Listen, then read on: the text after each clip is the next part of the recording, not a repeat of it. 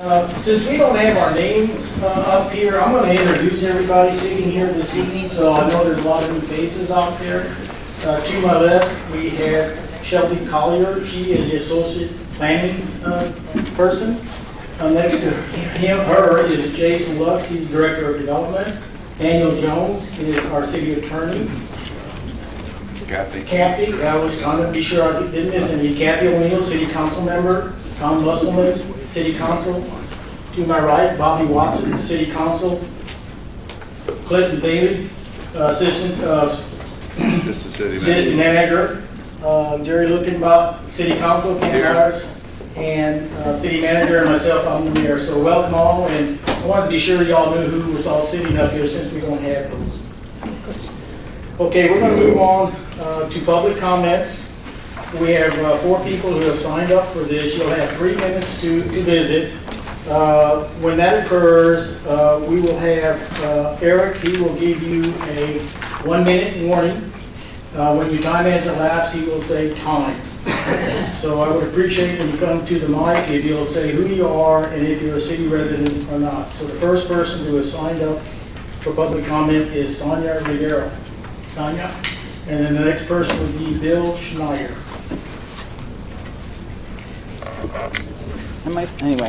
Hi, I'm Sonia Rivera, and I live within the city limits. Am I turned on? Just a minute. I don't know your mic's on. Is your mic on? Okay, thank you. I wanted to be sure. Restart our time, please. Was that okay? Am I on? Yeah. Okay. Sonia Rivera, and I live within the city limits. I just wanted to address you very briefly about this important issue that you're looking at today. And my overall request is that we need to move slowly on this. As critical as this issue is, and I wish we could resolve it because we've been troubled with it for so many years now, but I really feel that there are some recommendations in here, both from the city staff and from this alliance, that would be extremely troublesome to city residents.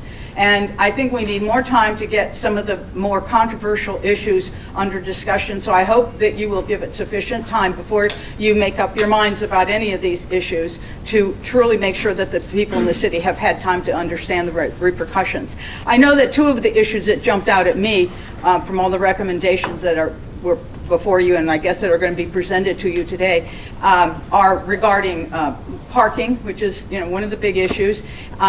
There was a recommendation, for example, of a possibility of having single side of the street parking if a street is narrower than 40 feet. That is just the most completely unacceptable idea I have ever heard in my life. So we could not live with it. None of the people on my street would be willing to live with such a thing. Thank you. We would like our own visitors to be able to park in front of our house. So issues like that I know would be extremely controversial to the residents. And the other one is noise. I mean, there was a suggestion of that noise would be allowed until midnight. Well, no, it's not acceptable for noise to be going on. Loud outdoor noise is going on at midnight on Friday and Saturday night. That's not what happens. We are a residential area, and we would like to continue to be residential, and our neighbors don't go around screaming and cursing till midnight. So it's just not acceptable hours, and people should take their parties indoors. I don't understand why they want to be outdoors screaming at midnight, but nevertheless. Anyway, so my point, those are 2 huge issues, and there's a few more, and I would just ask that you slow down and let people understand the ramifications, because we can't live with more time going by of things being so unacceptable. Thank you. Thank you, Sonia. And Bill Schneider, and then that would be Troy Castaway. Bill? Yeah.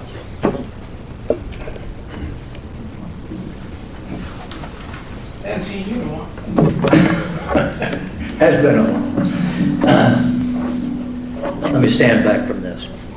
I attended all 3 citizen input meetings at Lady Bird Park, and one thing was very clear. People are frustrated and angry about quality of life issues, the loss of our residential neighborhoods, and lack of enforcement in our residential community. That brings me to my main point, which is quality of life in our R1 neighborhoods. In March of 2018, a city employee made a code interpretation that allowed a PUD home at 513 West College to become a short-term rental. The problem is the city of Fredericksburg does not allow PUD homes to become short-term rentals. For those that don't know, a PUD home is a planned urban development home. They are not permitted for good reason. First, they are small lots. The lot at 513 West College is 7,500 square feet. Secondly, they are very close in proximity to each other. If the permit was issued because of a faulty interpretation, it was obviously a mistake and should be corrected. If leadership is not willing to pull the permit, at least let the permit expire at the end of the year and do not reissue it. Not allowing this PUD home to operate as a short-term rental would send a good message to the residents in this area of town and show the city is willing to correct a 3-year-old mistake. If the decision has already been made to let 513 West College continue to operate, I would ask leadership to please reconsider. It may not be the easy thing to do, but it would certainly be the right thing to do. Do it for the residents in the area. Thank you. Thank you. And then after Troy, then Tammy Pack. And that'll be the conclusion of our people who signed up. Name and if you're a city resident, please. My name is Troy Gasway. I am a city resident. I want to applaud the proposal around the enforcement because I attended all the meetings, or several of the meetings, sorry, and enforcement for me is one of the biggest things that we need to address. So absolutely I'm on board with that. I think increasing the fee to 500 makes complete sense. It is allow additional enforcement to be hired. I would also ask the council to consider homes that are 12 or larger to increase that fee to 1,000. That is what the city has said is the homes, party homes, and I held quotations up for anybody that can't see me, are being a problem. So make their fee a little bit more to be able to bring in more enforcement. I think that the proposal around additional trash cans, the number of violations, and being able to suspend someone's permit makes complete sense. The noise monitoring I actually think is a fantastic idea. Yes, it'll cost, and I am a B&B owner, so yes, it will cost me a little bit of money, but it'll also provide some protection against the enforcement because some neighbors don't like B&Bs and perhaps they make calls that they shouldn't. And as a B&B owner, I think that monitoring device will actually give me protection against that. The other piece around transferring the permits, I love that. I love the 3 years. I'd be okay with longer, but 3 years is great. Being able to transfer that permit is huge. And in the event that the city decides that restricting R1s is something that they want to do, although I don't think you necessarily should, but let's say that you were going to cap R1s, 20% would be an acceptable number to be able to have 8 houses to 2 short-term rentals. And I think that would be at the max that you should look at capping that. But being able to transfer the permits would be really important. The parking spaces I would be careful with. I know that there's a bit in there about you don't want the front of houses becoming parking lots. That is something I would really be concerned about. I do own a B&B. I own several, but one of them does sleep 12. I can get 6 cars into my driveway for that house, including the garage, which I think might actually meet the requirement, but I would keep that down to be in line with hotels. So hotels are 1.1, the city is recommending 1.25 for STRs. So I would at maximum keep that to the same. The number of occupants, I would be careful about doing that per room. I don't think that's the right way. As my understanding, and I could be wrong, but I thought it was 1 person per 200 square feet. And that's how we've been operating our B&B. So we have a house that sleeps 12 because it's over 2,400 square feet. We have another house that's 1,400 square feet, so we sleep 7 in that house. So we stay in line with that, and that works out really well for us. We do a lot to encourage our guests to be quiet during after hours times. We live in town, we're close to our houses. Oh, that's time? I didn't hear the 1-minute warning. So just one last point, I would say, to one of the past comments is to keep the changes minimum at this point, evaluate it for a year once you've had proper enforcement in place, then come back after a year and decide if you need to make additional changes. Thank you. Thank you very much. Appreciate it. Tammy?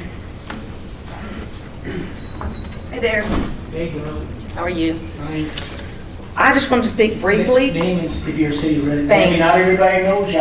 Well, I hope nobody does, Mr. President. Tammy Pack, city resident, yes, live here, and have B&B reservation service, own a few B&Bs, and have a real estate company. So real estate values are the one thing I wanted to spend my couple of minutes talking about.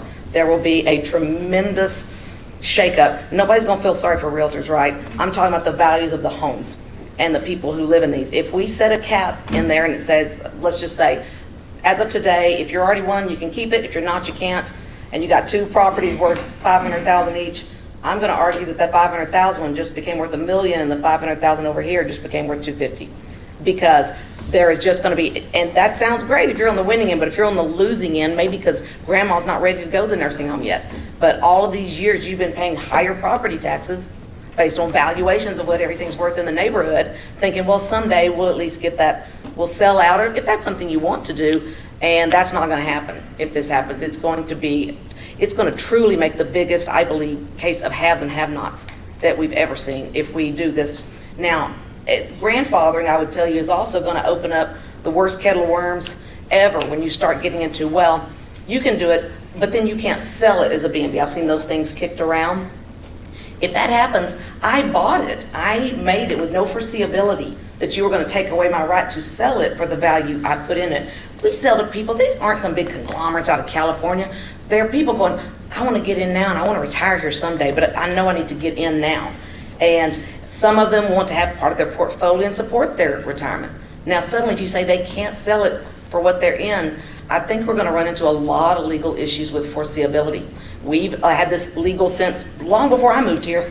When I moved here, I went to Guest House Schmidt and I went and walked through it and looked at all the pictures of cottages, and I picked one when there was no Airbnb. We invented it here. So I think we've got to be more progressive about embracing it and then enforcing out all the garbage, because there's some garbage going on. I mean, I live in this town. I am a rules follower. I cannot stand noisy people. Ask people at my team meetings if they're talking when someone else is talking. Disrespect, I hate it. But why can't we give a fair shake first at enforcing that versus taking away massive property rights? We bought a house with the condition being we're going to put a B&B in back. We're not going to now. But that was our way really of thinking we can afford to fix up this great old home. How am I ever going to grandfather that in? You guys don't know that that's what I'm planning to do, right? But I've made financial decisions based on it. We're not even going to do that now, but that's one instance. There's probably 1,000 of those different, unique scenarios that I'm afraid are just going to put a really big burden on you guys. So I'm going to throw that out. Thank you. Okay. With that being said, that concludes our public comment section, so we'll move on to agenda item 3, work session item. The first one on there is item A, receive a presentation from the Fredericksburg STR Alliance regarding overview of mission, goals, objectives of the Fredericksburg Tex Alliance, proposed changes to the short-term rentals STR ordinance, and proposed changes to the current city incident report enforcement. Milton Buckle will be representing and speaking. You'll have 10 minutes. And you'll get a 1-minute warning when you get close to the end. Go ahead. Thank you. If you need all 10 minutes. I'm sure I'm going to need all 10 minutes. So I'm Milton Buckaloo, and I do live in this city, and I appreciate it on behalf of the Alliance that you're giving us this time to be able to present some ideas that we have around this. Eric, I'm going to ask for a 2-minute warning if you wouldn't mind doing that. Thanks. So, like a lot of high school graduates in this city, she left when she went to college. And when she finished college, she said, I want to move back home. I want to live at home. And I want to bring my expertise to the small town that I grew up in. So she came home and she lived with her parents. And as we all know, that's probably not ideal to move in with your parents after college. So she began to explore, how can I afford to live here? Now, that's not an easy thing to do for a college grad, but she figured this out. And she found a small 700 square foot house with a pretty good sized backyard that she could build a guest house in. And she said, if I can build that guest house and I can rent that guest house, I can offset the cost of my mortgage to be able to afford to live here. She did that. She's doing that. And that, to me, just illustrates what a great opportunity SDRs provide for people in this town to be able to come back. And we all want college graduates to come back to town. So that can be the demise of a small town when people don't come back. And so that was a very positive story. So, Mr. Mayor and council people, I appreciate you letting us be here because we believe that there's a very positive side to the SDR industry here, and I'm going to talk about that for a few minutes. So, Eric, let's see if I got that right. Nothing's happening. Can I get this 30 seconds back, please?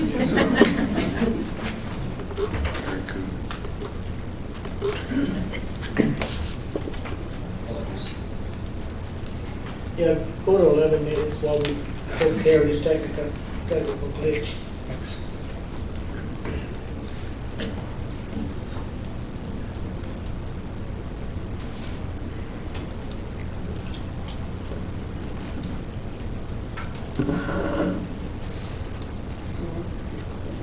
And you think we have problems with the overhead projectors? For those who don't know what those are. Yeah, exactly. Well, you know what? If we can get this fixed, we should be able to resolve the SDR Alliance issue, right? You want to try that? There you go. Thank you. There you go. So back in May, during the public forums that we've heard about, we began to see that there's some pretty serious issues around the way that SDRs are being operated in this city. And we agree that there certainly are some that are not being operated optimally. And so a few SDR owners in town decided to get together and form this alliance where we could come back and we could actually lead the way in presenting ideas that we think are very constructive to maintaining and sustaining and growing a healthy and safe STR environment here. So our mission is to be good neighbors. We believe that anyone who owns an SDR in town, anyone who manages these SDRs, should go in with the opportunity and the ideas of being a good neighbor. We live in this community. We operate in this community, and it's very important. We also want to work with local government to provide safe and healthy accommodations for our guests and to support those whose livelihoods depend on the SDR industry. And I'll be talking about that a little bit more in a few minutes. So what are our goals? Our goals are to be good neighbors, all around the city to be good neighbors. Our goals are also to formalize a citizen group that advocates for the property rights of all citizens in Fredericksburg. And so in a very collaborative, positive way, to maintain the value of SDRs, but also to contribute to a great place to live, a quality of life for everyone who lives here. Promote the health, safety, and welfare of our community, which I think is very important to the city. To work in partnership with the City of Fredericksburg to promote responsible growth, regulation, and economic development of the SDR hospitality industry. In this last bit, we realize it is tough, and it's been tough to collect data that's meaningful for the city to be able to drive reasonable, sensible ordinances and regulations over the SDR industry. We want to help with that. We want to assist in establishing a data-driven culture to promote impactful legislation. Those are our goals. What are the objectives? What are we trying to achieve at the end? We want to provide actionable recommendations to improve upon the following. Number one, address noise issues. Address parking issues. Address trash issues. And to support and help with incident reporting and code enforcement. As a unified group, and recently the Alliance has partnered with Airbnb, and with VRBO and CASA to come up with best practices as to how we can operate in a more sustainable but a more proactive and community-friendly way. Our partners at Airbnb have offered a lot of educational opportunities. They've got a lot of tools that we can use to create these best practices. We'll talk a little bit more about those in just a moment as well. So what are the deliverables? STR owners are ultimately responsible for the performance of their properties, and we advocate strongly for this. There is no one else that should be responsible for a property than the property owner. And management companies can support that, agents can support that, but they're responsible for that. And we think that's a very important aspect that I'll get to in just a moment. The STR Alliance will issue a minimum standard for best practices for members of the Alliance.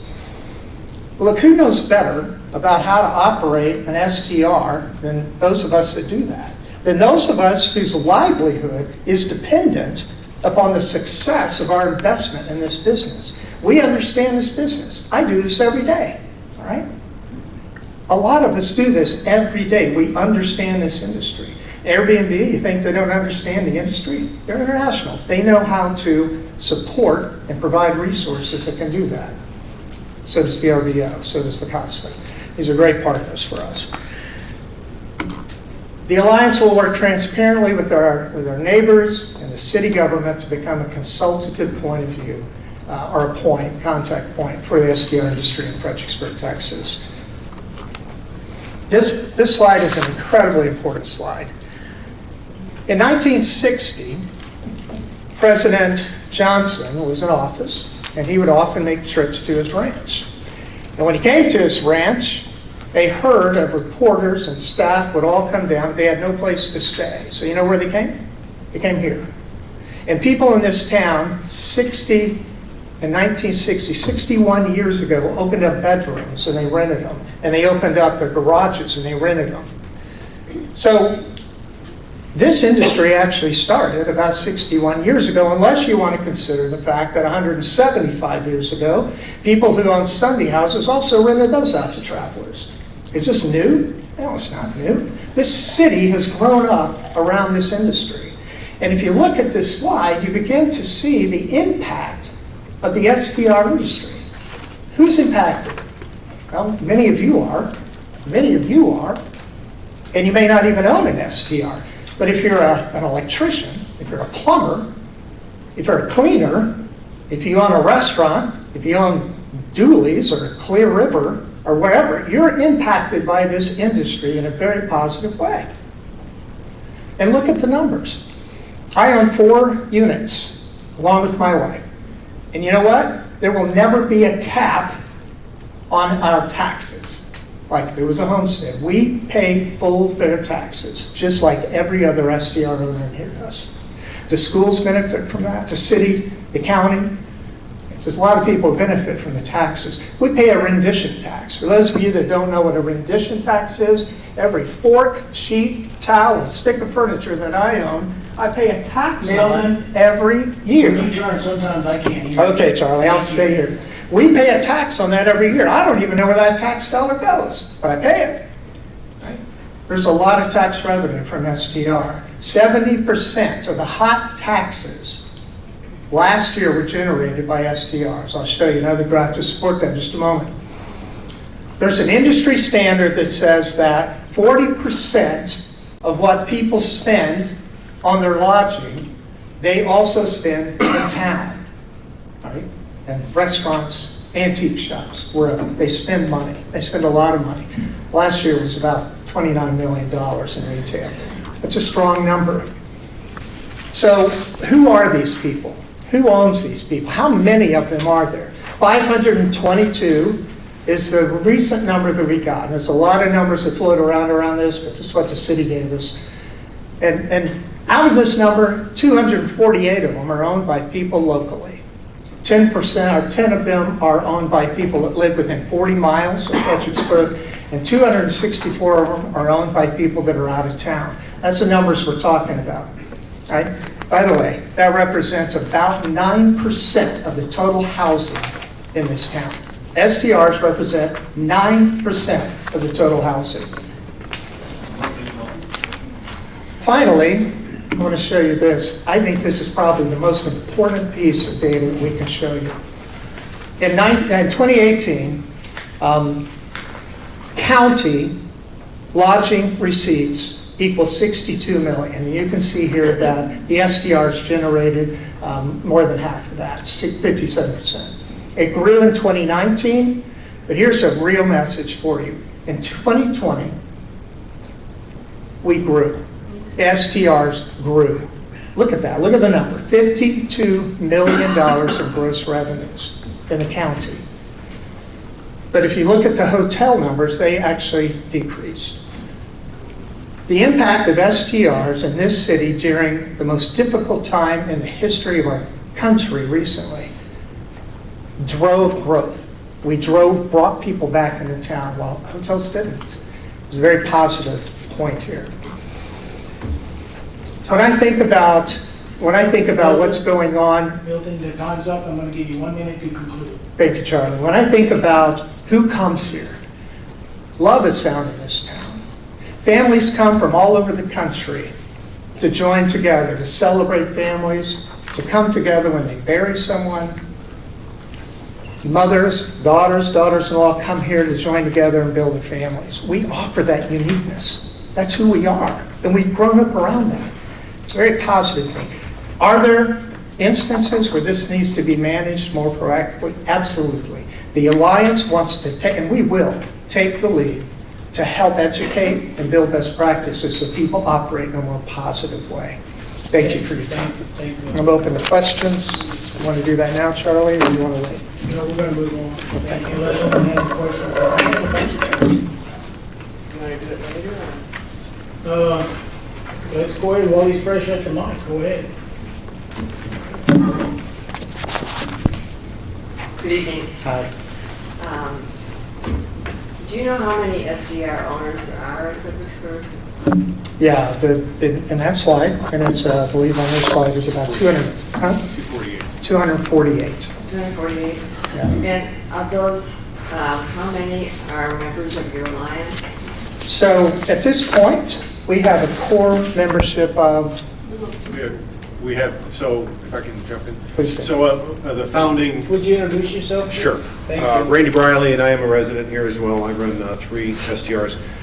So following the session we had at Lady Bird, I put out a call to action for the session. I said, why don't we get some like-minded individuals here and come forward? So we founded with 10 individuals that are on the core council as we speak right now.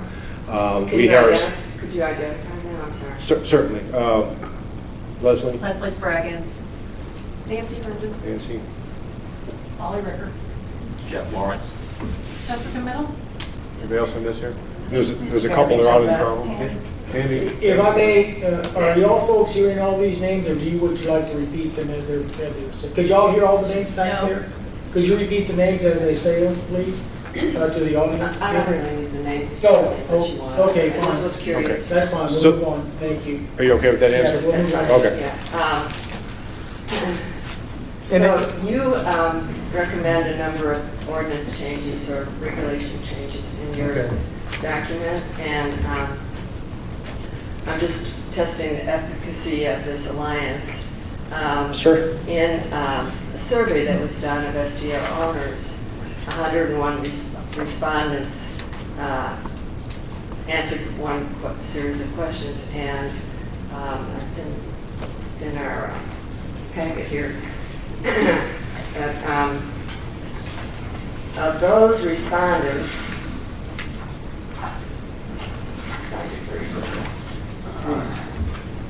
While you're looking, let me just mention that we have over 200 people who are following the Alliance on a Facebook page that okay, we have. of the 101 responses to the particular question, 62 of the SDR owners, or a little over 61%, said that there were no additional regulations that were necessary. Mhm. And so I was just wondering how you're going to get a buy-in from that percent of SDR owners. that you do Which is not. easy to say before you hear about what the city wants to put forward to change those, all right? You may feel like you don't need a doctor, but once you have a heart attack, guess what? You need a doctor, all right? So I believe we're going to see a lot of movement toward that. We have a lot of voices that are speaking up on a Facebook page to say, we want to be involved in this. That do want to be involved in this? Absolutely, and are, actually. Okay.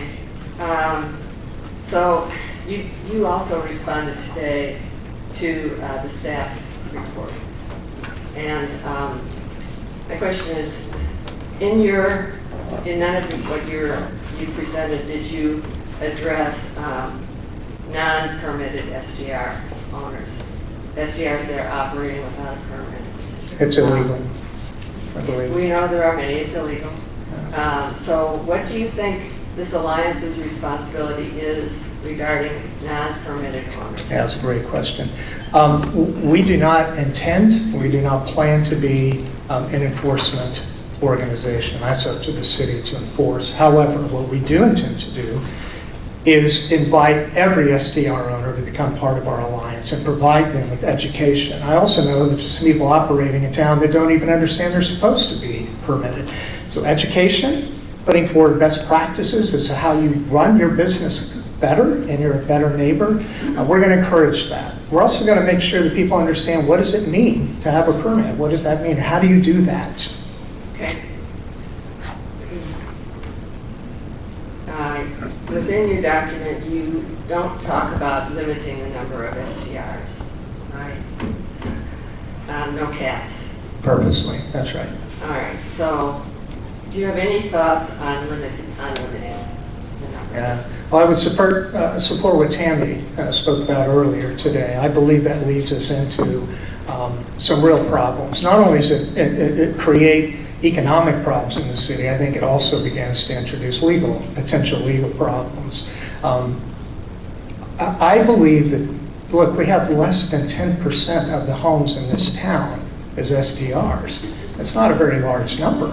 There's some that aren't operating very well, and we believe that should be addressed, and we want to lead the way in helping to address that. We believe the city should support that by enforcing ordinances and regulations that are already there. Okay, so what you said earlier was that your goal would be something around 20%? I didn't say that. Oh, That's not a somebody goal. said that. I don't have a goal. Okay, so is there any limit at all? I mean, do you think it's okay for every lot to become an SDR? So, you know what I believe in? I believe in capitalism, and I believe in a free market. And I believe, and my experience has been, is that markets kind of determine what works. Not every house in this town can become a B&B, and I don't think they should, all right? I think we're going to find that balance. Just like in the wineries, we're going to find a balance that works. That's what I believe in.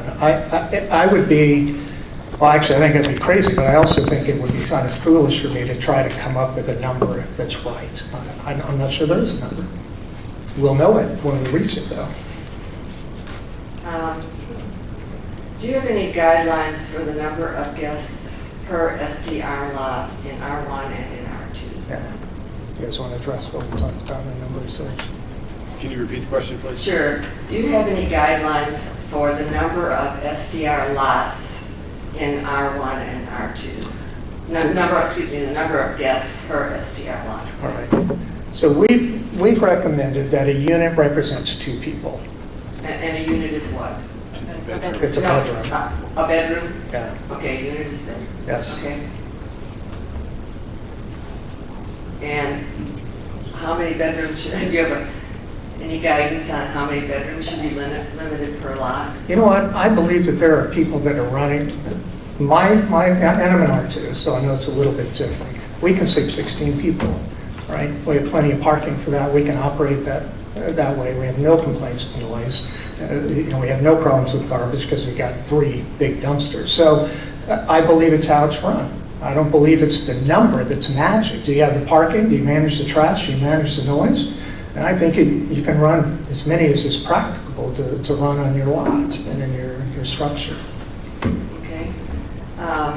One of the complaints we had was about outdoor lighting, not just while there are guests there, but also during the week. The lights come on a timer, so they're on all night, every night, whether they're guests there or not. So would you be in favor of making lighting not operative on days when SDRs do not have guests? Yeah, that maybe. Really difficult to do that. I can tell you as an owner, we have guests that come and go all week long. We rent during the week. So when do I set that timer?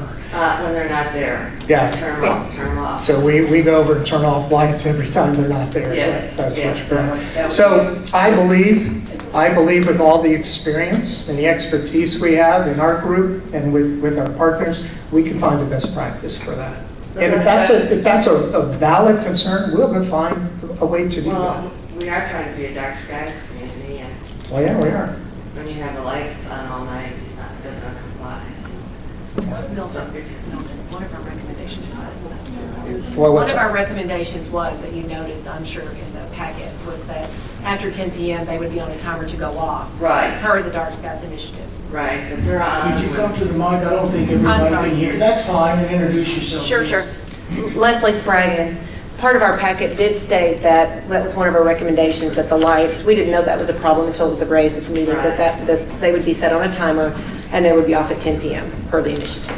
Yeah, so on the days that they aren't there, if you could think about making some accommodation for having your contact person go over, or your manager, whoever. That's honestly something that hasn't come up to us, so we can certainly work on that. Great, Yeah. thanks.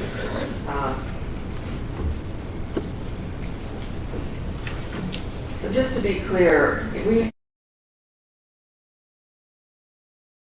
I understand. and you're defining it the way I would as a bedroom, one bedroom. So I don't know if everybody else would agree with that, but I would hope that whatever we come up with, that everybody understands what a unit is. I would too. I think that's And we're happy to work with the city to figure out how to do that. This is, yeah.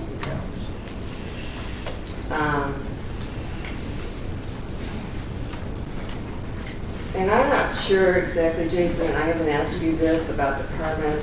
Is the permit issued for the city lot, or is it issued by, if you have in R2, for example, 4 buildings on the lot, is the permit for each building? They're issued for each individual unit.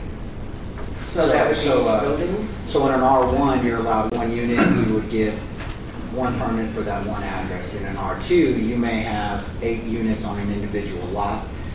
You would get 8 individual permits for each unit, even though it's the same physical lot address. So what are your thoughts about that? Is that the way you like it? You have a thought on that, Paul? Yeah. We want the permit to tie to the reservation ID. Polly Rickard, city resident, sorry. We would assume that the permit ties to the reservation ID. So if you're creating a property ID for reservation on a service, whether it's Gasthaus Schmidt or whether it's Airbnb, your permit should tie to the description and definition of what that property says on the reservation ID on the system.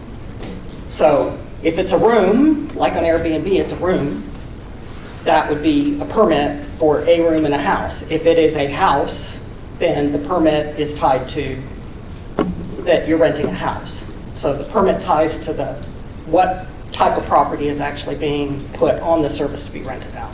So if there are 4 houses on, or cottages, or however you want to call them, on a lot, you would have 4 permits. If they're individually reserved, yes. If they have their own unique reservation ID, then they would be separate permits. If they're all considered one property for one reservation, then they would be a single permit. Does that help? Yeah, Okay. thanks. Okay, that's all I have right now. Thank you. Okay, Don? Nothing at this time? Bobby? No. Jerry? Still listening. Okay, thank you. I have no further questions, so we'll move on to item. Thank you all for y'all's presentation and the work y'all are putting into this. Move on to 3B, which is to receive a presentation on the current status of the short-term rental STR operations and regulations in the city and options and recommendation with proposed revisions to the city ordinance that may affect the operation or regulation of short-term rentals. And that would be Jason. You're up, sir. Yes, thank you, Mayor, Council. Hopefully y'all can hear me okay out there in the audience.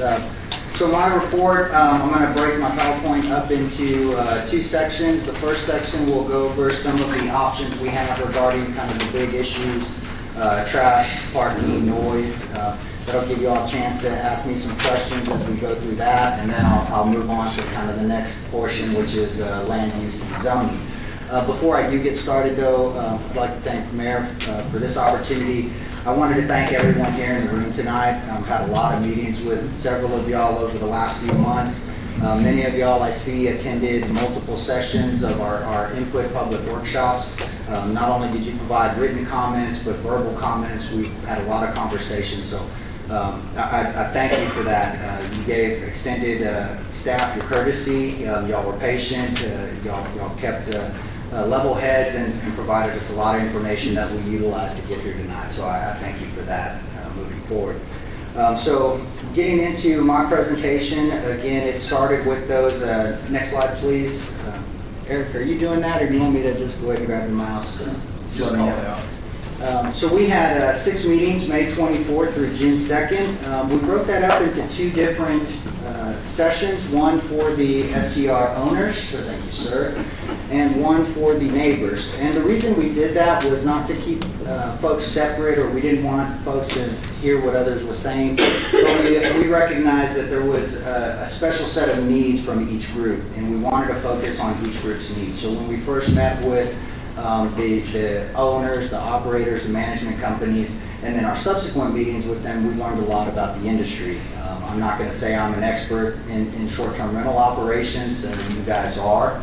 And then we also met with the neighbors to kind of understand what their concerns were, what were their real needs. Was signs a big issue? Was parking on the street a big issue?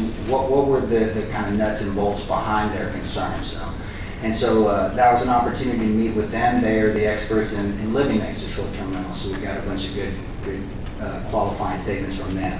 And then the next was to take all of that information, see where we could find some consensus, find some kind of common sense regulations that everybody would go through, and then look at how that fits into zoning. And so that's kind of our area of expertise. So we're trying to get all 3 groups together. So once we received that information, the overwhelming response was code enforcement and data collection.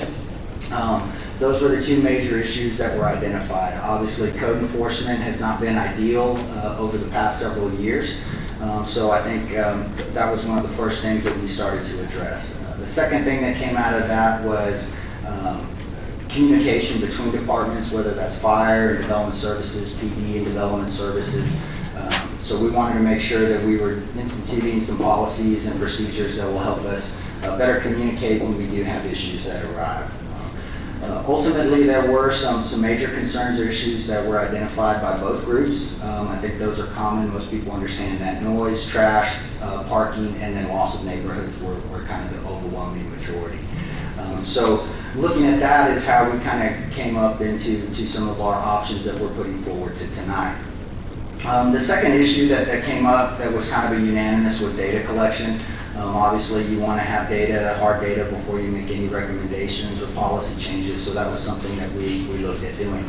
Obviously, given the non-ideal code enforcement situations and some of our communication issues, we had some trouble gathering some of that data. So just a quick overview on some of the enforcement and police department information we have here. Sorry. Can you go to the next slide? I can't see where the next one is, so I'll just ask you to do that. Sorry. So on the next slide, please. Yes, sir, that one. So if you look here, roughly from April to June, these are the number of calls that we had. So the first call volume you see is the total calls for each type of violation. This is not just short-term rental calls, this is citywide calls. This is Can you make sure the people in the back of the room understand it's behind us, because you can't read it from here to there? Okay, yes, there are 2 additional monitors in the back if you're having trouble seeing. Thank you, sir. So the first column is total calls. This was not limited to just short-term rentals or R1 neighborhoods. This is citywide, so there are a lot of commercial addresses in there as well. I believe they range from about 1,600 calls a month, depending on different things. We did remove some of the ones that were not pertinent to our discussion, such as traffic violations, moving violations. So obviously, those are the lion's share of the calls. Now, once we went through that data, we compared the list of our permitted short-term rentals. Again, we're only talking permitted short-term rentals for this discussion here. So when you look at the total STR, so alarm residence type, there were only 14 total calls within the city. 3 of those happen to be at short-term rentals, so the percent is at 21%. No, it's 3%. It's not 21%. 3 divided by 14 is 3%. It's not 21%. Okay, well, we can discuss that later on how to find the percentage, but when we look forward to the rest of it, everything was kind of in order. Obviously, animal bites are not a big issue, calls, burglary, about 8%. I think the city is total SGR units we're looking at is about 7% citywide for property, so kind of they're in line. Ordinance violations were the top at 10% of the calls again. So then we looked at code enforcement. Code enforcement's a little different. Our code officer, he goes through and flags about 20 to 25 violations a day. Kind of depends on what neighborhood he's in, what the nature of the violations are. So this wasn't a total call volume. They did represent about 29% of his total call volumes, but I can tell you trash day is a big one. If you look at it, we had 250 violations for trash. That's very common. Checkout is on Sunday, the cans get rolled out. Trash collection isn't until the Wednesday, Thursday, so that's why you tend to see some more of those. We did have 56 SGRs without a permit. That has been rectified for some of those operating that we identified as operating without a permit, and then were later clarified that they had, so those weren't included in those numbers. So just kind of a breakdown of where we're at in the data collection. Again, it's the last couple of months that we've been looking at those. So with code enforcement being kind of the big topic that we had at the initial meetings, council did approve a second code enforcement officer position. We'll be looking at doing interviews next week with hiring probably within the next 2 to 30 days, depending on how our process goes. Again, we've implemented some changes with PD as far as tracking and violations and how they report that to us, so we'll start getting monthly updates so we can better track those. One of the other issues that has come up is with the sound ordinance. So talking to PD, talking to neighbors, kind of understanding how that works is the sound ordinance is broken up into not only 2 different types, so you have your quiet hours, which are generally after 10 p.m. depending on what day of the week. Prior to that, there are about 65 decibel levels, and they lower to 55 after those hours. There's also some requirements for zoning districts and how you measure that from your location. So roughly, sound is measured 50 feet from the source of the violation. So as you can imagine, sometimes noise violations are not constant. Police gets a lot of complaints from citizens that they're being kept awake, but they're not in violation. And so that was one of the issues that we kind of saw with that. I think the biggest impediment to our collection of data is that we do not receive all of the calls for violations. So some of the options that you see tonight will kind of push people to go through the code enforcement and the PD option so that we can understand who and where and what those issues are. So during this meetings, this is our kind of the 5 reasons how people contacted the city. They either contacted police or code enforcement directly. They either contacted the owner or operator, because a lot of our management companies are very good at working with their neighbors to provide that contact information. Many of them contacted guests directly.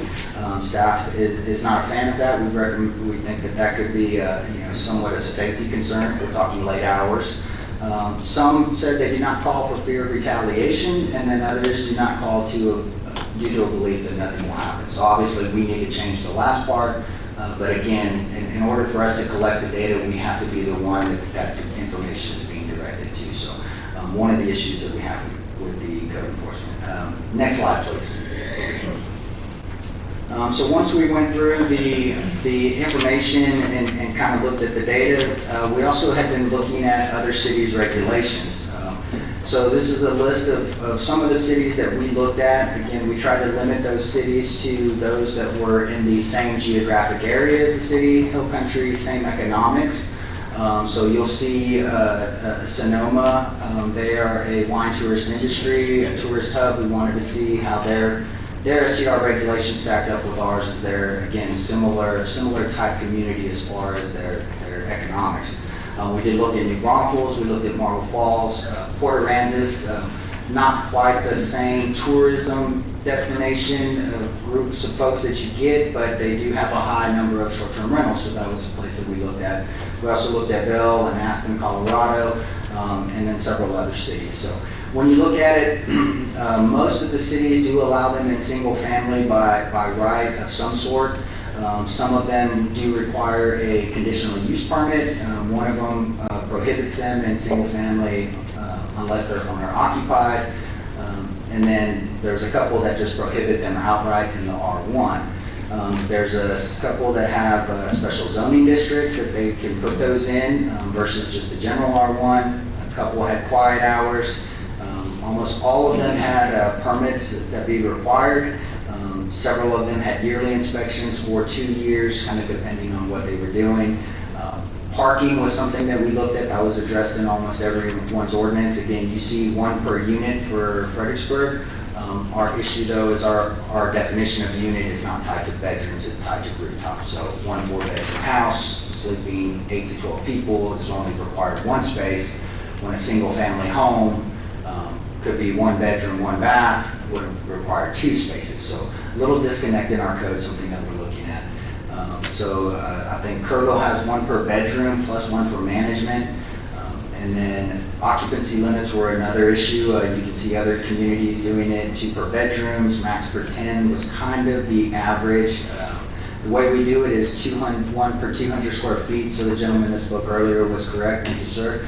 However, that's based on the entire living area of the structure, so it's possible to have large living rooms, kitchen, dining room, and having a bedroom that's a 10 by 10. So that's something we looked at because the building code touches on those. There's a minimum size of 70 square feet per bedroom. That's assuming at 2 people. So the building code contemplates about 35 square foot for an individual. So that's kind of where we started looking at. And then several of the communities require decals for that would be visible to the public. This is something that we feel should be done as well. And maybe not necessarily the public, so to speak, but for PD and code, those responding officers, they can have access to that information. So, now I'm going to jump into some of the staff regulations or changes or options that we have. So next slide, Eric. Thank you, sir. So I think the first one is, actually, can we jump to the next slide? We go too far.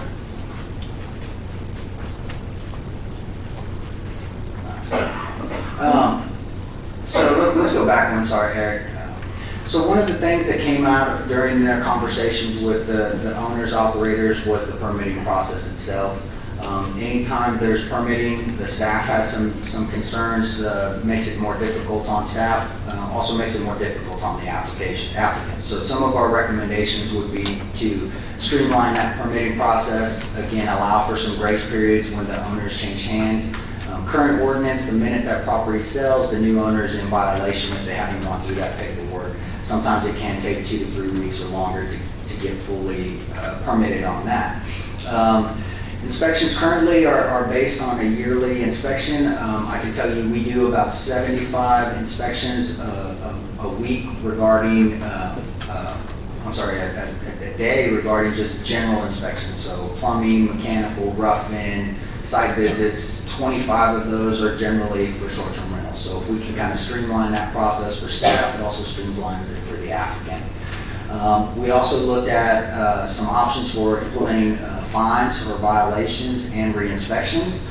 The reason those are separated is currently violations are done via the court system, so we actually have to have a Class C misdemeanor. You have to be found guilty, then we can issue a citation. Obviously, as an owner-operator, you may not want a Class C misdemeanor on your record, and you prefer that you handle that some other way. We're also looking at re-inspection fees. That's been a big issue for us. We try and schedule those inspections, whether through it's our limited time during the day or the STR becomes rented during that time frame. And we can't make that there's a guest there, we have to reschedule that. That's a lot of the staff time that we take looking at and re-inspecting going out to properties. Let alone if something issue has failed and we have to go out multiple times. The other issues that we looked at was Again, licensing information be posted on that short-term rental. That's something that we think is important so that officers responding, whether it's 3 o'clock in the afternoon or 3 o'clock in the morning, that they know who to get a hold of. If they can't get a hold of the management company, they can try the owner. Those are some options there.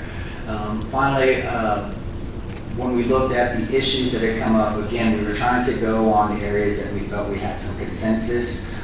Noise, trash, parking were those. So this was something that we looked at was there needs to be some changes from a staff perspective to the sound ordinance on either how we measure that or what those decibels are or the distance from the violation. That's something we need to be able to do to give some of our neighbors a little bit more protection.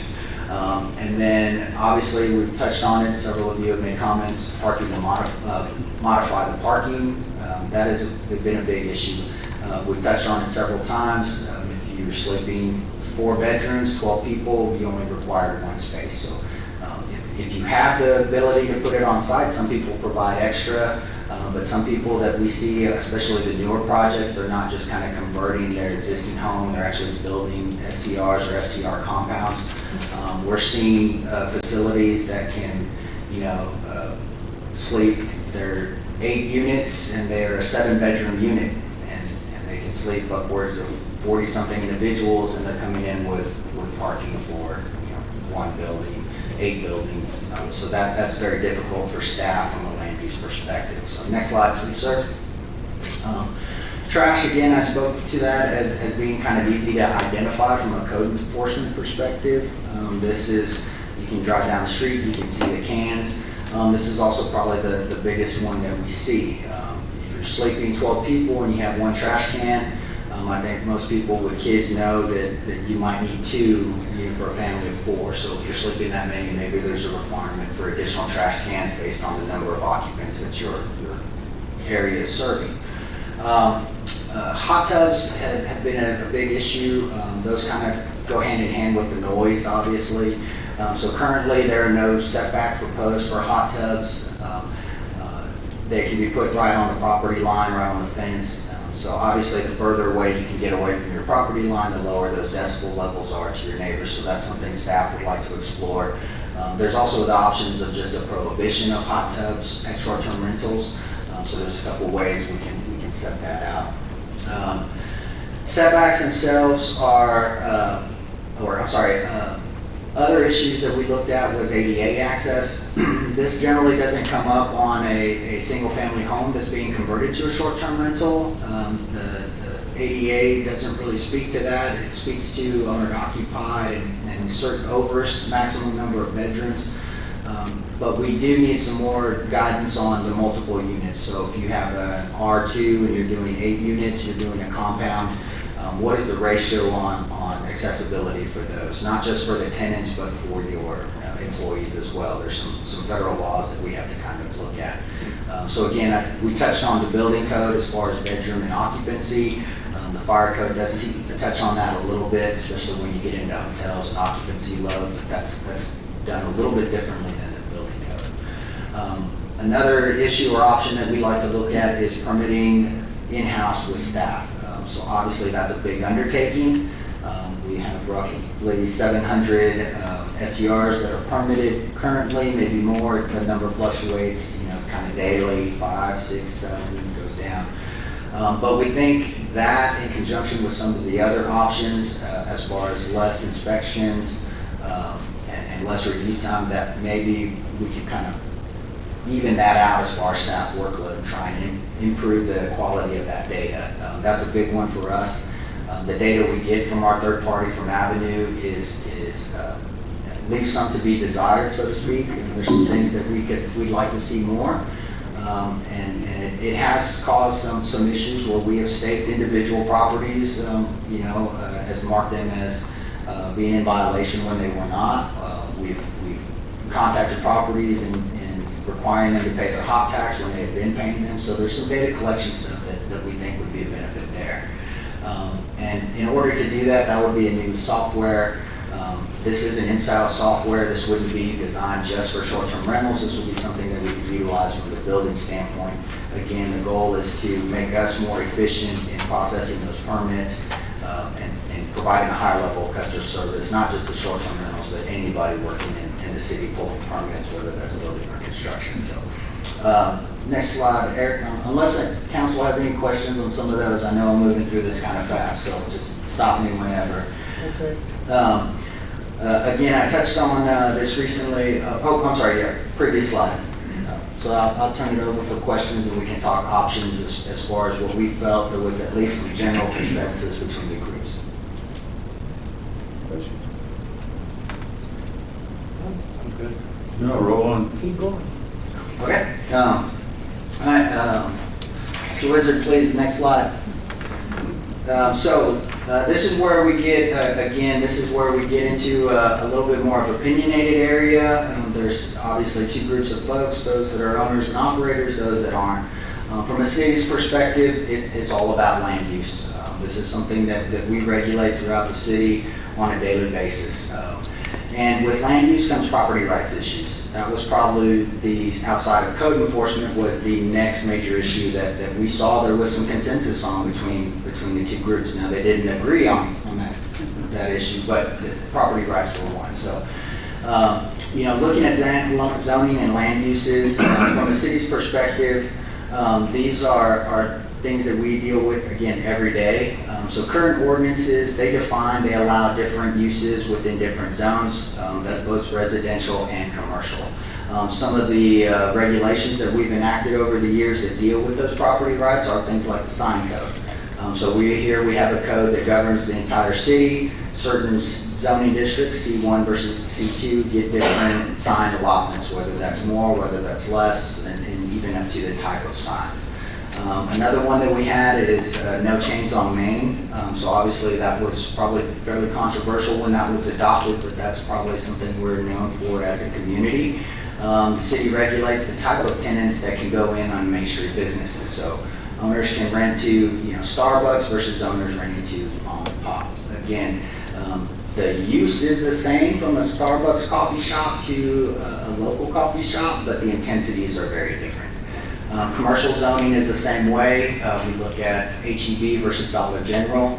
One of them is allowed in C1 and C2. The other is only allowed in C1 or C2. So, and then even within residential zoning, residential is a use. However, there are different types of uses, and we define those and regulate those differently. So single-family manufactured homes, both a single-family product, yet prohibited in different zoning districts. And then, again, with townhomes, duplexes, multifamily, and then ultimately short-term rentals.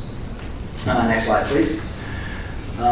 Land uses in the R2 zoning districts, while they haven't been as controversial, we are seeing a trend in new types of developments.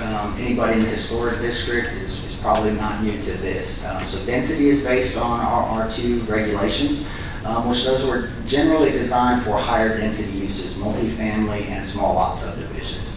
They are capped at the 8 per unit. However, if you see here in the historic district, especially around the middle school, we have a lot of R2 zoning.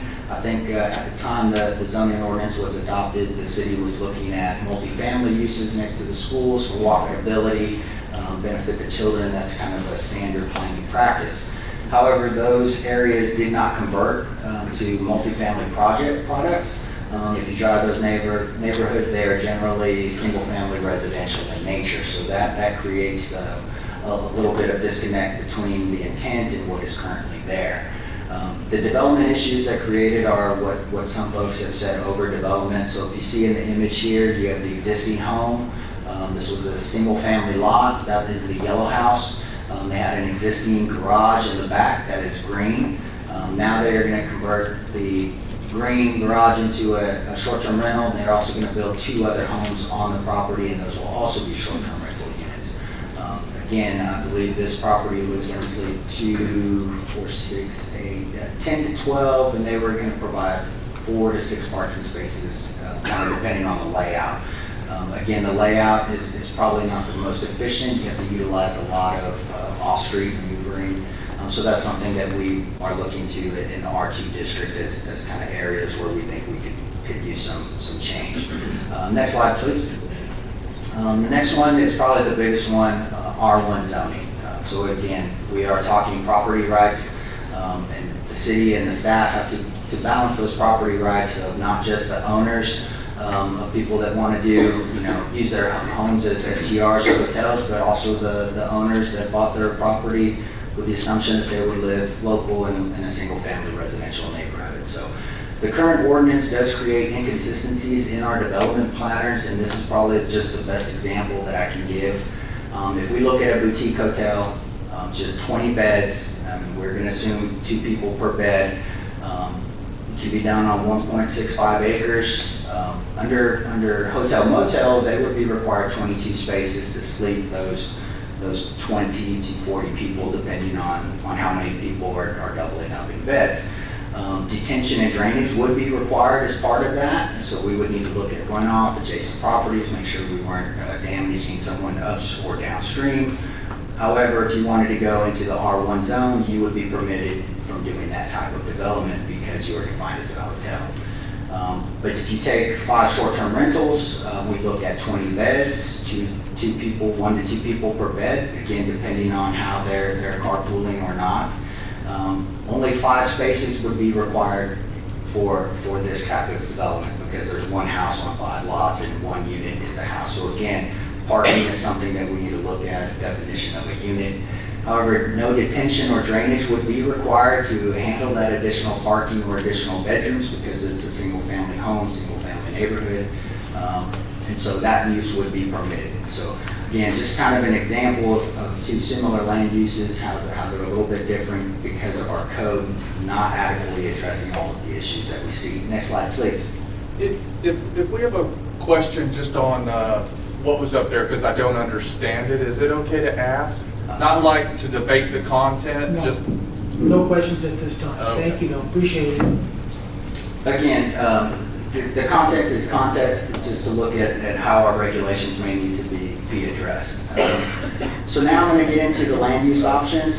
Staff has highlighted 4 options that are available to council. Again, these are a blend of some of the things that we felt both groups could agree on, especially when it talks to the permitting, code enforcement, inspection, as far as fire pits, hot tubs. Obviously, we're not going to get 100% consensus on any one of those regulations, but we thought that was a good place to start. So option 1 would be to go through, maybe modify our sound ordinance, either require setbacks or prohibit hot tubs and fire pits. Obviously, look at modifying the parking calculations, but ultimately we would keep the current ordinances and regulations and enforce what we have. That would be the first option. Option 2 would be to, again, that first option you're going to see on all 4 of these. We think that needs to be done no matter how far you want to go on the regulations. But the second one would keep the current ordinances, but look at putting an occupancy cap on the 2 per bedroom, similar to what other communities are doing. From a staff perspective, that's a lot easier to enforce and review than asking each individual applicant to supply a site plan and their building footprint so we can calculate square footage on a bed-by-bed basis, but that is another option. We can go there. Next slide, please. Option 3 would be, again, incorporate all the permitting changes. Obviously allow owner occupied by right, so a true B&B, kind of traditional what we had before the STR evolution. It would allow STR accessory dwellings if the owner or a long-term tenant reside on property and lot is greater than 10,000 square feet.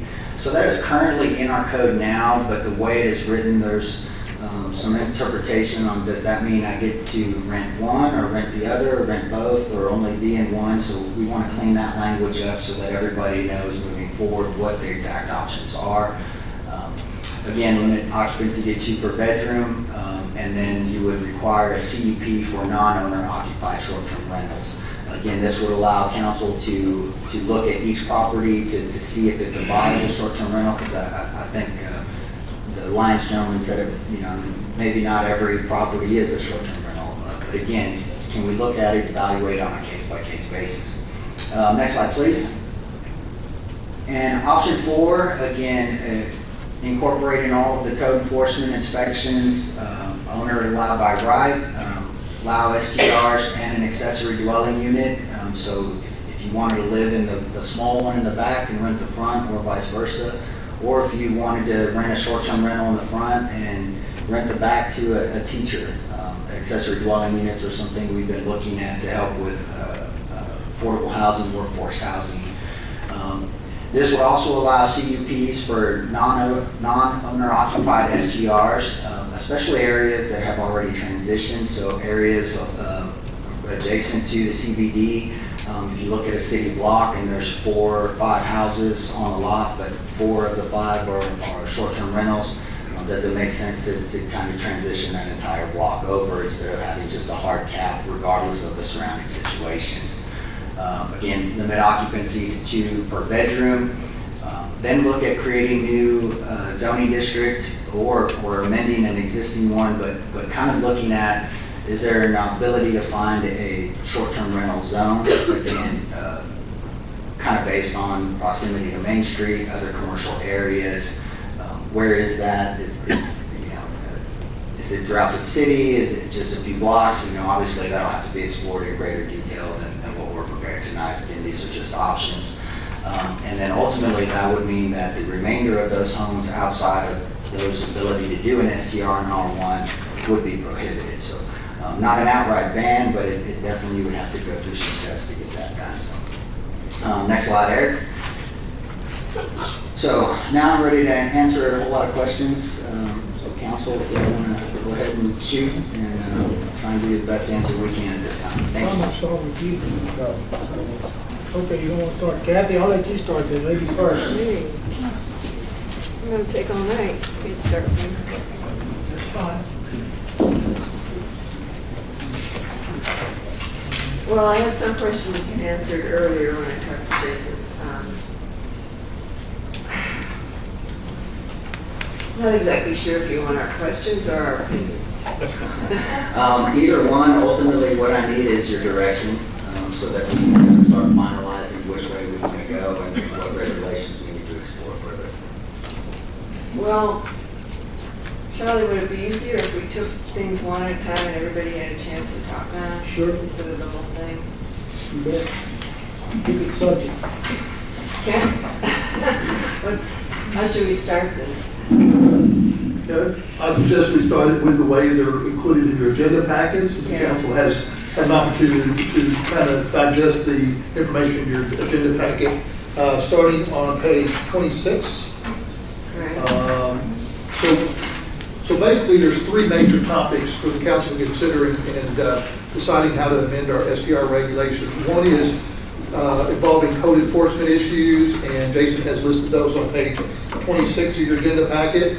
The second major topic is permitting and inspection issues, and those are included starting on page 28 of your agenda packet, and then the land use and zoning issues. So those are the 3 major kind of topics for discussion in considering how to amend our ordinance. So I would just kind of take those in order. They're listed there, starting with noise.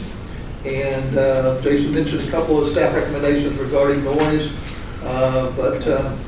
And of course, noise is directly related to hot tubs, as we mentioned. So, yeah. So, he's identified options for dealing with noise there, including sound monitoring devices and modifying the sound ordinance. So I would suggest we start with that, Mayor, and just kind of go around the table and see what council input we have on noise, and then go on down the list. All right, you want me to start on noise? Sure. Okay. Well, first of all, I feel that this is not the responsibility of the neighbors for an STR. I think controlling the noise in an STR in a commercial business should be the responsibility of the owner or the contact manager, the manager. And so it's very difficult for me to accept that a neighbor would have to have a decibel meter and stand 50 feet away and measure the noise sound. So it seems to me that if a neighbor calls either code enforcer or the police because there's so much noise next door, that we should presume that it's a legitimate call. Ben? Negative. Too much? I don't think you get to talk right now when I get to. In addition, I think we should, the sound ordinance that we have right now is made mainly for noise coming from music venues. And so decibel levels were important because music can make a lot of noise if it's amplified. So this sound ordinance doesn't really apply to this situation. I think the city needs to look at a different kind of way to address noise. And I think noise is probably limited to a couple dozen maybe STR venues. Probably the ones that have a large number of people staying there. Probably the smaller ones don't ever have problems with noise. So I think that this is probably a doable thing, but I don't want to put all of the onus on the residents. It's not their responsibility that a business near them is making noise. But they have a perfect right to call the police or to call a code enforcement officer.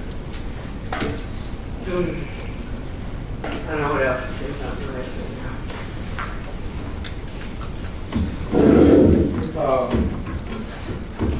I think I'll talk about noise. I'm in favor of the noise monitoring devices. I think that I think it's a good idea because I look at STR owners. These are economic products. There's a lot of money invested. Like instead of investing with Edward Jones, they've invested with Charlie Keeney. So they have a vested interest in having a product that is viable for a long period of time. So I think a noise monitor, number one, if the STR owner, when they rent that, to say, there's a monitor in here and it's going to explain the monitoring system and what it's going to do, and this is part of the contract you're signing with me when you rent my place, is that there are certain house rules, and this is one of the house rules. I'm going to go over them all with you before. If you can agree to them, we're going to sign the deal. If you can't agree with them, there's somebody else that's probably standing there that will agree with them. So I think the noise monitoring is one factor that probably needs to be a requirement. Secondly, with noise in general, there is a difference between a noise nuisance and a noise violation, and I think the police department will back that up.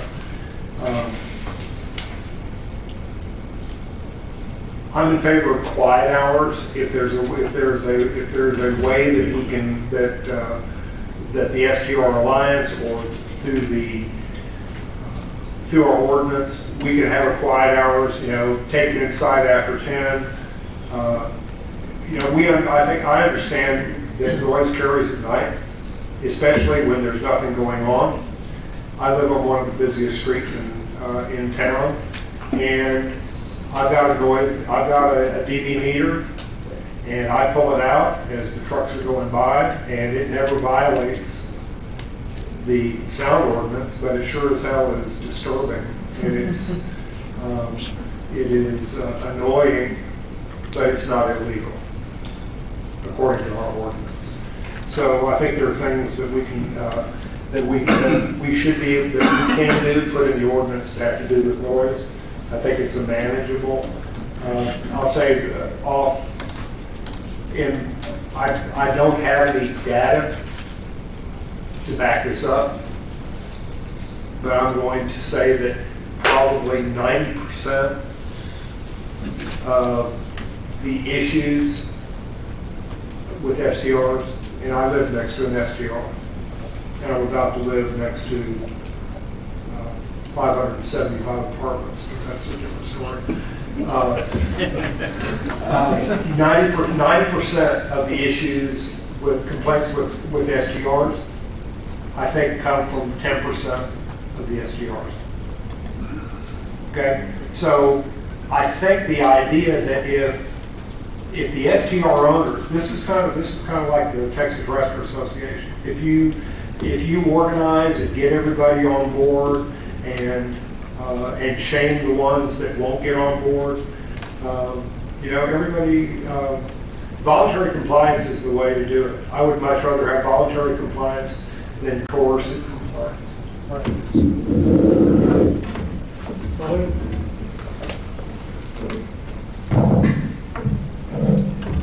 I understand that noise comes from other places besides just hot tubs. We've got fire pits. Anytime people gather in the backyard, usually there's a beer or two involved, and people get to talking, it gets loud.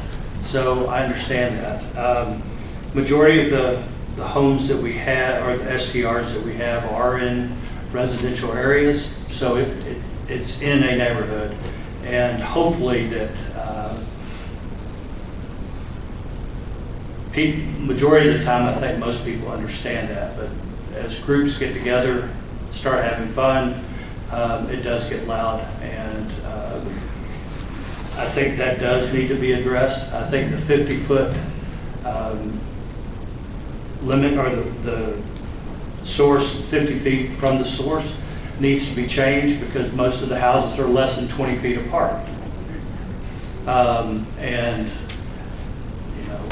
especially in some of the older homes, they're not built to keep the sound out. So anytime somebody makes a noise next door, you can hear it. I also agree with quiet hours. I don't have a problem with that at all, whether it's 10 o'clock, 11 o'clock, but I think it needs to be reasonable because this is in a residential area, majority of the STRs. And I do like the idea of the noise monitors.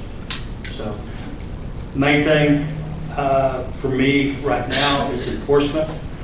We've not done a good job of it. I think a lot of it's been manpower.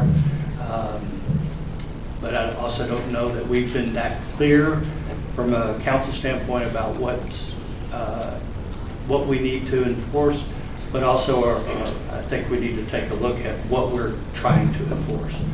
So I think that I'm glad we've got another code enforcement officer in the budget, and let's see what that does. Jerry? Okay. I can see the positive aspects of the time rentals. You look at the income and revenue that's generated there's a tremendous amount of revenue that is brought in by the STRs. But I agree with Kathy, it's not the responsibility of the neighbors. It's the responsibility of the owners, anybody who has a business. I was in the nursing home business. I was on call 24 hours a day for 38 years. So, don't tell me it can't be done. But anyway, certain people, when they start drinking, they get loud and rude. And 15 feet isn't very far. I think I can talk pretty loud at 15 feet when you're having a damn good time. But you just need to. Somebody needs to be in control. Everything that's been said about the STRs is all about the management of it. That's in anything that you do. And the management is going to control the situation and regulate it. Question to the STR people. Do y'all charge per person or do y'all charge per unit? For the rental? You charge per unit. So if that unit, you could get 8 people in a unit and then charge the same amount as if you had 2 people. So it may vary between owners, but I charge a base amount, which includes my 3-2, which is 2 individuals. The third one, up to a maximum of 6, pay an additional dollar amount. Because you're looking at Marble Falls here, you look at their ratio there. They had, what was it, 16 to 2 bedrooms? My God, that's an orgy. You know, and that's all it is. It's going to be. But if you're That's in the just city, too much. And if you're going to be losing a lot of revenue, and the other people in the town are going to be losing revenue if you go over that 2-person per unit deal. I mean, those people could go, you saw where the hotels have been losing because the more STRs have been coming in town. So the hotel have been decreasing in their room rates. So it would be, to me, it seemed like it'd be better if the, y'all could regulate your number of people per unit. can I respond back to you? Yeah, let's see. Ken and I spoke about this briefly. Let's come to the mic again so people can hear. Randy Briley. Ken and I spoke about this briefly a couple weeks ago. We actually took our total number of beds down from a maximum of 6 in one of our properties down to 5. And we did that because we saw a change of profile of guests coming into the city post-COVID. Pre-COVID, it was pretty predictable, bridesmaids, families, 3 couples. Post-COVID, we saw a change in attitude towards the right to come here and have a good time. People have been locked up, masked, and so forth. So we intentionally took our number from 6 down to 5 to try to help manage it. So it's not always about the income for us, it's about running a good, solid business.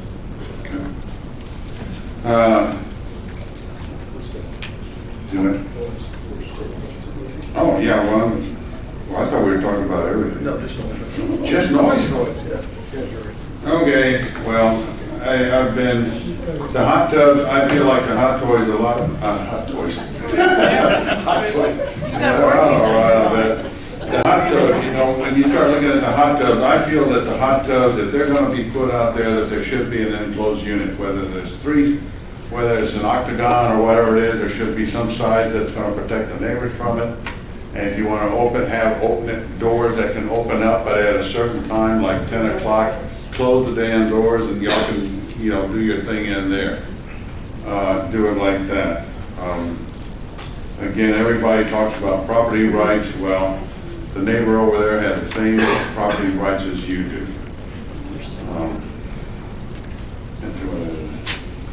I'm talking about the 15 feet. I don't think that's far enough, but anyway.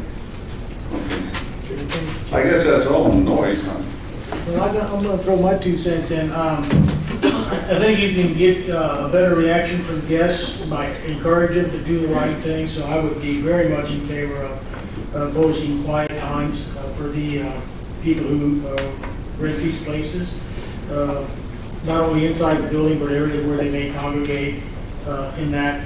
Explain to me the devices for recording the noise. How does that work? Because does it go to the owner that they're in violation of the noise violation, or beeper goes off that says, "Hey folks, you're too loud, quiet it down"? How does that work?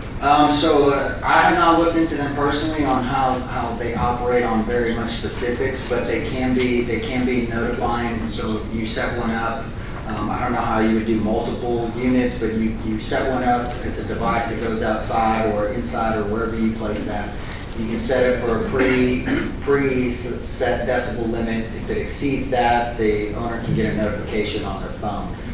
So I imagine they have some type of upsell or purchase that you can get multiple units or properties.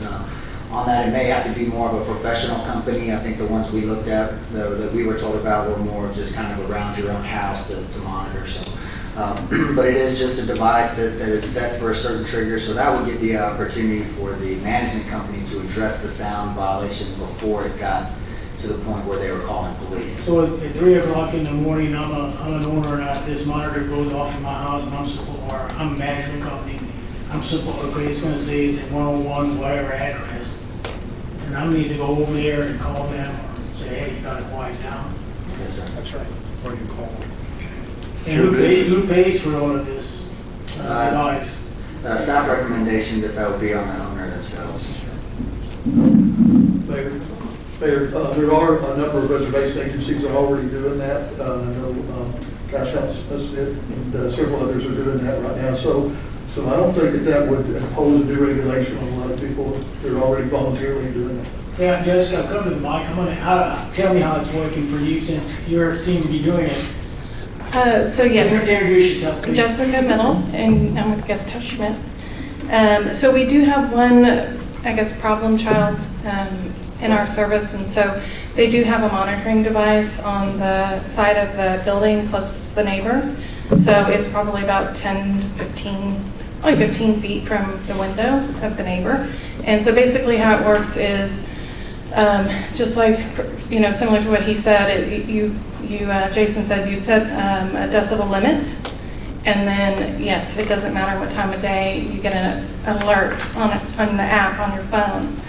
And it also tells you when the quietness has gone down. So basically it says, okay, there's not been any sort of spike in 15 minutes. And so now then you can kind of go back to sleep. Well, that's the question I just, okay, that's what I figured, spikes. Yes, and there is And so what happens in regard, okay, you see the spike, you unfortunately woke up, oh Jesus, they're too loud, and so you go back to sleep. Yes. Spikes again. Yes, well, we usually don't have an issue with it spiking a second time, and we barely have an issue with it spiking the first time, to be honest with you. Do you call someone to let them know they're out of line? Yes, yeah, we definitely let guests know. And most of the time they do answer their phones or whatever? Yeah, most of the time they answer their phone and they're pretty embarrassed that they had to be called. But like I said, we probably have an alert maybe 2 times a year on that property. And then it's really great because if somebody calls me from the city, I can just do a screenshot of the chart that shows, oh, you know what, they went to bed at 12. It shows right there, there's zero noise after 12. So it helps protect us, I feel like, the owner, and I know some noises are unpleasant, but they're within the limit. You may have answered this, maybe I dismissed it. It beeps when it alerts the guests that they're out of line? It doesn't alert the guests. That would be no fantastic. idea. No, we have to contact them. Yeah, it just alerts our device. What does that cost a month? It's $99 for the device and $99 a year for the monitoring. So it's very inexpensive considering what it does. So there's no device that you know of on market that would actually go dun dun dun dun dun. You're a little loud. Do you know? Yeah, there's one called Minute, and it'll set off an alarm or a chirp if they exceed a certain decibel level over a period of time. It also monitors if you have a limited. Sorry. That's all right, so everybody can hear you. You can still stay up there. Thank you, Jessica, that was excellent. It also monitors mobile devices, so it's also sniffing the air. So if you have 6 guests in there, you're picking up 6 cell phones. If that goes from 6 to 15, maybe they brought in iPads or computers, but maybe they brought in more people as well. But the product's called Minute. It's $50, no subscription, but you can get a subscription package if you want.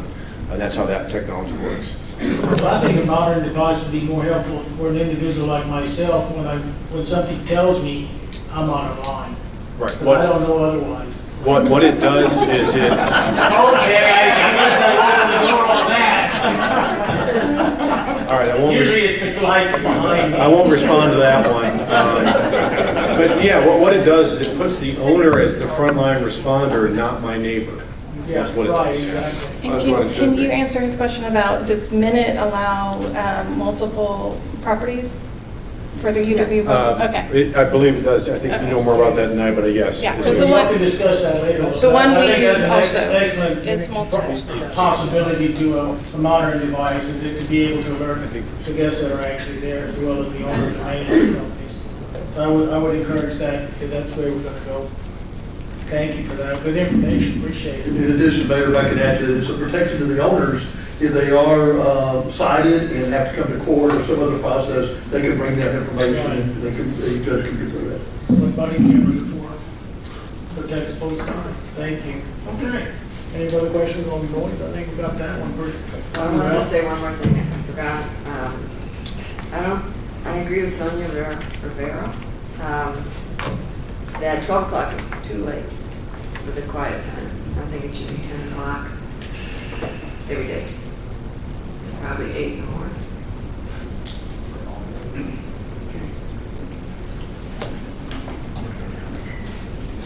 let's go to trash.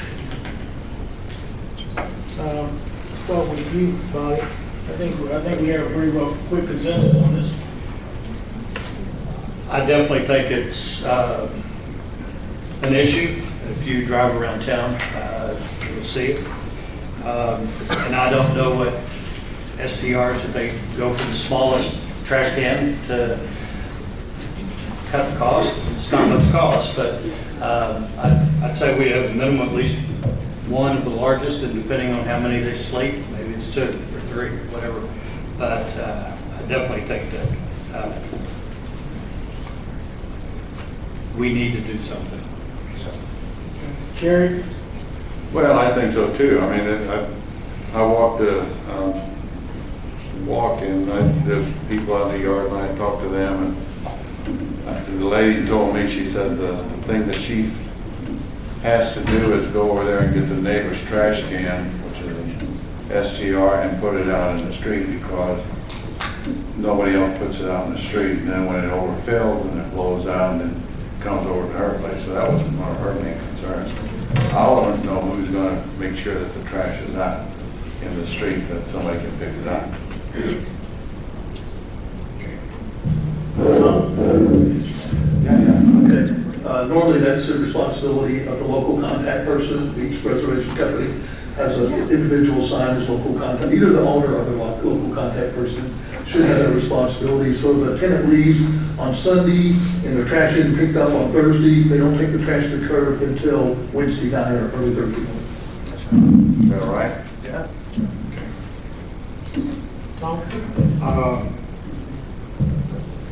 I think overstuffed cans are an issue. I would be in favor of having a requirement that if your STR sleeps 6, you're required to have one large City of Fredericksburg can. If your unit sleeps more than 6, then you are required to have multiple cans, whether that's a large can and a medium can. I think that, the other issue is the City of Fredericksburg garbage truck drivers, if they see overstuffed cans, they can out put a citation on it and not pick up the can. And I don't think anybody wants a week's worth of garbage sitting out on the curb. So I think the issue, I think one of the big issues is with trash. I don't think STR owners want trash out there.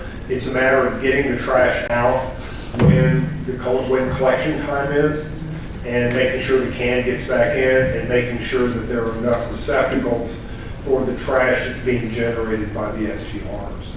And I think the owners are probably in the best position to determine that how many cans they're going to require, but they need to make sure that they have enough cans to satisfy the requirement there.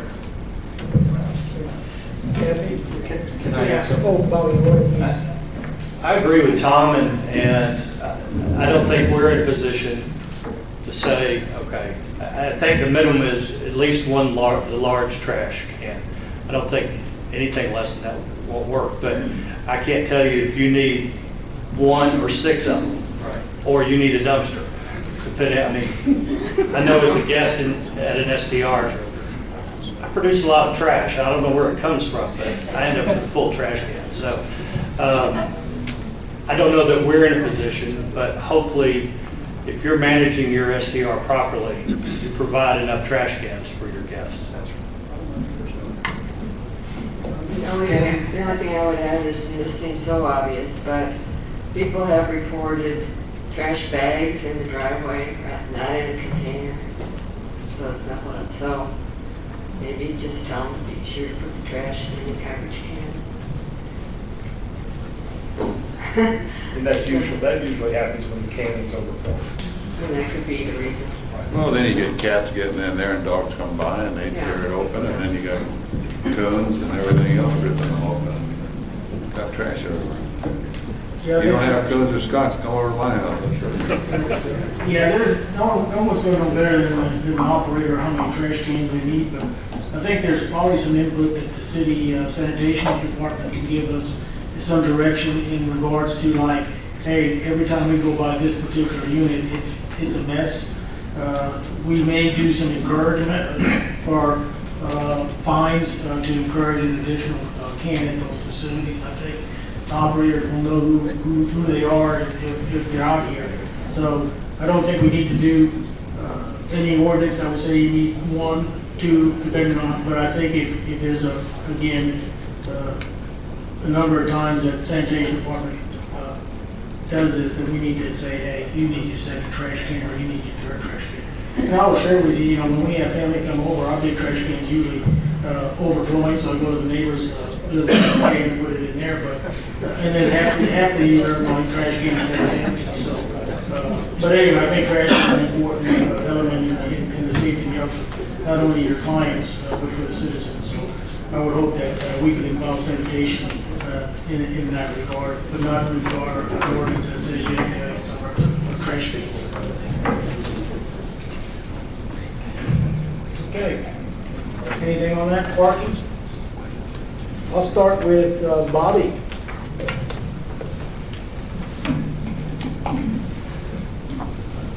I don't know what the right formula is. I do know that I don't think the properties provide enough parking on property. Only because, and I've said this numerous times, nobody carpools anymore.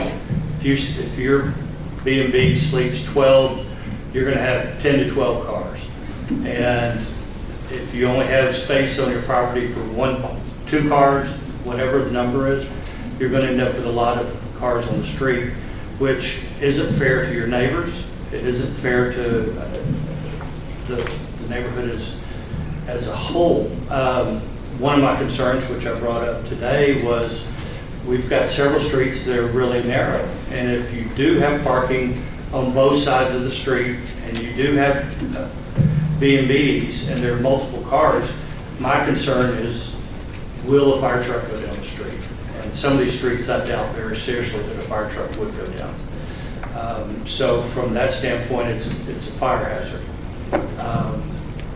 So I definitely think we need to look at minimum is to match up to what a hotel has to do.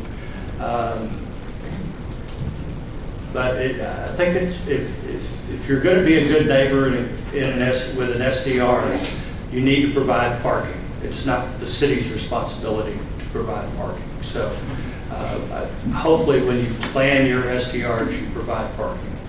So, thank you. Jared? Oh,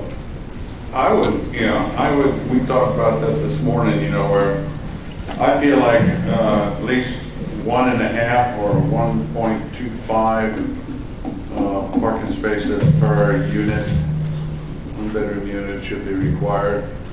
Because if you have to have a manager come over there and be there for a while, you really ought to have a spot for him too. I really think either 1.25 or 1.5 parking per unit. Tom?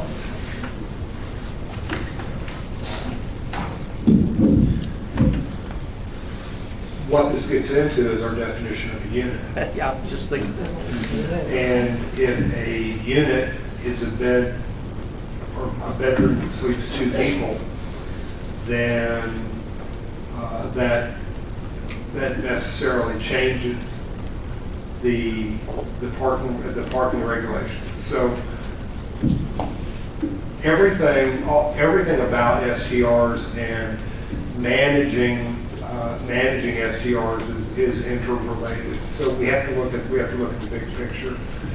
Parking, I think I'm leaning toward the idea that an STR needs to provide parking for 75% of its occupants. I don't know, I'm not sure. What are we going to do? Do we want to do a hotel, a 1-to-1? We just had zoning case that came in where we required them to have a one-to-one parking space for every bedroom. That was on Windcrest. So I have a concern that with parking, the owner-operators are, there's the issue of occupancy. In my book, I think a majority of the problems we have deal with occupancy. That when we have large occupancy in a B&B, the problems tend to exacerbate. I live next door to a B&B, no problems at all. The goats make more noise than people do. So one of the issues with parking I could see is that, well, in order for me to have parking for my guests at my STR, I need to create more parking on my property. And in order to create parking on my property, I have to pave it. I have to create more impervious cover. So any kind of ordinance or regulation that we come up with, we need to have a standard where you have to have you cannot go above a certain percentage of impervious cover. And I look at this as a way of saying, if I have a limitation on my impervious cover, that necessarily puts a limitation on the number of cars I can park on my property, which necessarily puts a limitation on the number of people that I can put in, that can reside in my STR. Philosophically, I don't think city streets should be parking lots for STRs. So I think we can come to some kind of come up with some kind of a plan for how many parking spaces. I think we could start at, let's say, 75. The STR owners needs to provide 75% of the people that they put in their STR. See how viable it is. Kathy? One of the suggestions was to allow tandem parking, and some observations have been that the guests, it's disturbing to them to have to move the cars around, take one car out, put the other cars back in. So when you might have a long, narrow driveway that could accommodate 4 or 5 cars, they end up parking on the street anyway because they don't want to be shuffling cars around. So I don't know exactly what the solution to that is, but I don't know that you can count a long driveway as 4 or 5 parking spaces, because it's just natural not to be that inconvenienced if you're a guest there. So if you have any ideas about that, happy to hear parking is an important, not only for STRs, but businesses on Main Street and anywhere else in town. I can remember people would say, boy, that's a good problem to have, there's no more parking anywhere. Well, I think we've gone beyond that.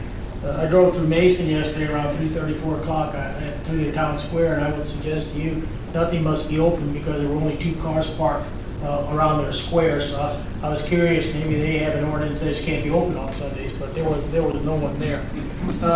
You were in Mason. Yes. It's a good little town. It's a good little town. Don't you knock my Mason. I love it. You're in Texas, and I don't know about most Texans, but there's a lot of pickups being driven, and when I see parking, it's usually designed for the minimum Toyota, whatever. So when I park, I have a difficult time of getting in and out of the pickup because of the width of the parking spot. This is an operator, problem as well. If I rented one of your places and I had a difficult time parking there and had issues and concerns, I probably wouldn't want to rent there again, to be sure of that. But I do believe And as Tom has already alluded, I think it's going to go into units. I agree. There needs to be something in an ordinance, one to define what a unit is, and then to come up with some scenario on what's available for off-street parking. We do know that some of these homes will not accommodate that because of the nature of the layout of the building on the property. I certainly would be one that would not like to see the front of the home become a parking lot. I think it would take away from the character and the beauty of the property. So it's going to be an issue. One, I think we need to define what a unit is, and I think we need to figure out possibly on a per unit basis on how something is laid out to encourage and try to get as much off-street parking on an individual property as we possibly can. I know of a situation where there's 5 units, there's 5 parking places, and I've looked at that plat, and if I were staying there, I'd probably be the first and the last time because I would have much difficulty getting a pickup in and out of there. So I think that's something that owner-operators need to look at. I'm in agreement with the consensus that our streets should not be parking places, especially residential areas for not only STR owners, but for accounting firms and beauty shops and everything else that could be in those situations where they butt up to residential. So I think that's something we need to definitely look at in a requirement and possibly grant variances as needed when it's practically impossible to get it there. So that's where I'm at on parking. Okay. Fires? That should be good. Go ahead, Tom.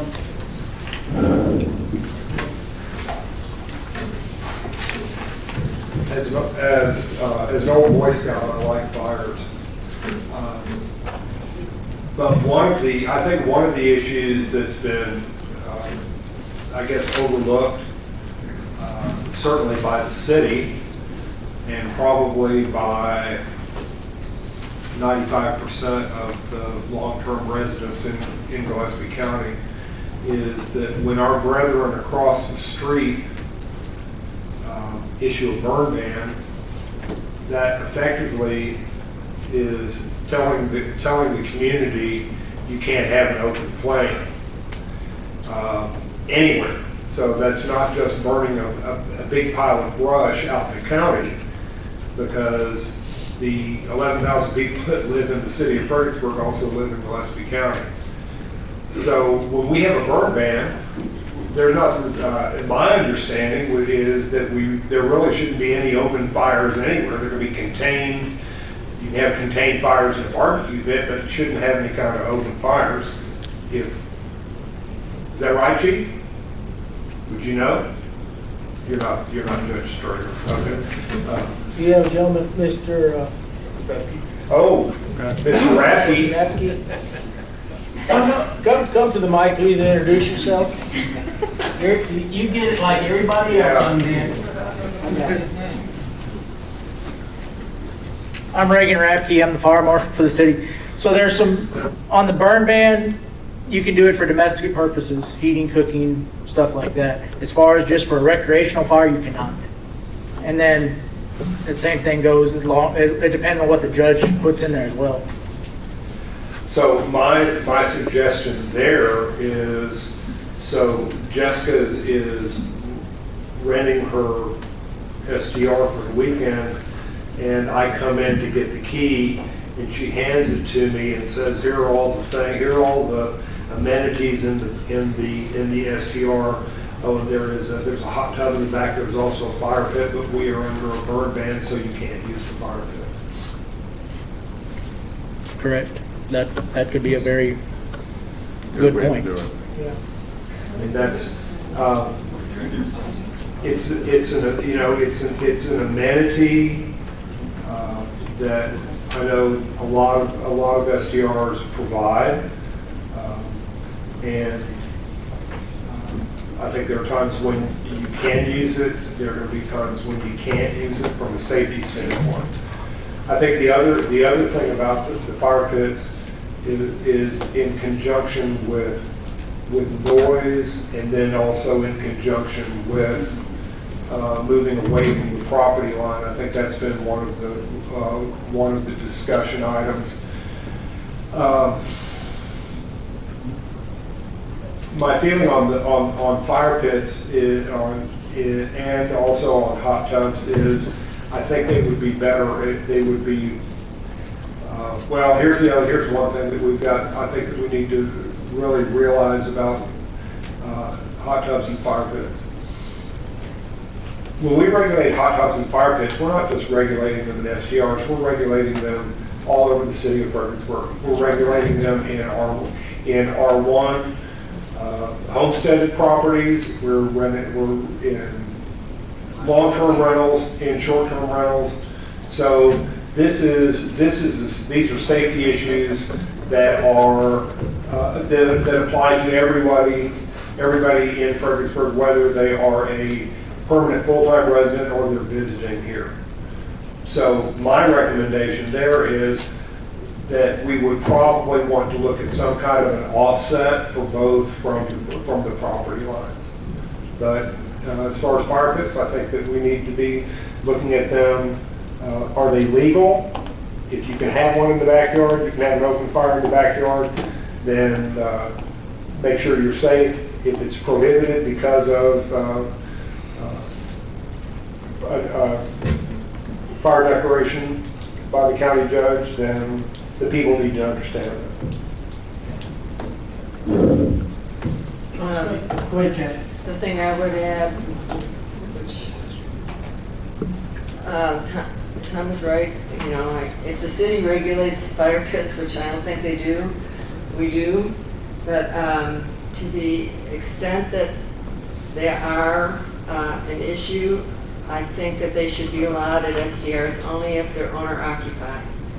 We've had complaints about people, guests just leaving the fire going, not putting it out, going inside and going to bed.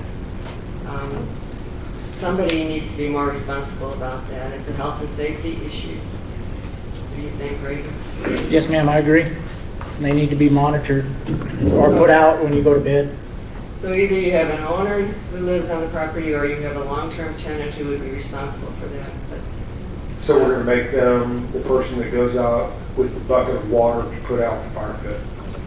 So every time a fire is built out there, they're going to have to be there to regulate that fire. They need to have a constant eye on it, yes, sir. Okay. The owner operator, not the people that are actually burning. Well, whoever's at the location where the fire's going. yeah, but they're not being responsible in some cases, so then I don't know, Jessica, maybe you have some ideas on how to train them. Yeah. Because Mom, you said she. Go ahead, Bobby. I think it's left up to the STR operator, not the people that are, I mean, hopefully they've got common sense. I know some people don't. But hopefully they have enough sense to put the fire out, or a lot of times I've seen fire pits with screens that go over it. But you don't leave a fire unattended. And I know that some people don't know how to manage fires, but I don't think we need to eliminate fire pits. I don't think we can regulate or fire pits to some degree. I don't understand why you would put it next to your property line. Typically, your neighbor has a wood fence. Why would you do that? Anyway, some common sense needs to be used here, and I think, you know, as an operator, you need to tell your guests no unattended fires, and when we've got a burn ban, you need to tell them no burning. So, Well, I agree with the notification of the burn ban. I think that around the pit, if there is one, that there should be like a granite gravel base to it. I think there should be a water hose available and in the back of that, close there, that can be used in case something does get out of hand. Having some of these dog-eared cedar fences, boy, they're dry, and I tell you what, you get a little spark or something in those things, they can go up in a heartbeat. And also have a lid. Water hose can put it out, but then have a lid that you can put on it. Because there's nothing worse than a smoldering fire, and if you're downwind and you gotta smell smoke all night long. That sucks. So I would say there should be some type of lid that you can put on it that would contain the smoke in that there. Well, I think common sense obviously plays into this, and I like the idea of notification to the folks staying if there's a burn ban, that they're affected as well. When you're talking about, covers for fires, putting the fire out, I agree, that's common sense. And you can't, I want to say this crudely, sidewall. But anyway, you can't untrain students, okay? And, that would be a situation, again, we have it on the books, but you can't enforce it. Fortunately, nothing drastically has happened, but I think the good part of this is, let's be sure we're a burn ban. Again, operators, that's your responsibility. I'm sure you all have all kinds of liability and issues and concerns when you all do these places, and I don't know about you, but there, Thomas J. Henry and the Hammer and every other Leviticus attorney out there willing to take it to court. So y'all got to take care of your business, and hopefully your folks that stay there will take care of their business. Again, but I like the idea of notification on burn ban. And I'm not against fire pits. I'm a pyromaniac myself. Thank you. I like burning stuff too. I like my s'mores with my grandkiddos. Okay. Folks, we've been here long. Do we want to take a 5-minute break? Do you think that'd be appropriate, Council? I think so. We'll take a 5-minute break. So if y'all want to stretch, get a water, or do whatever y'all like to do, we'll come back in 5 minutes. And if you're outside, we'll certainly let you know we're back in. George.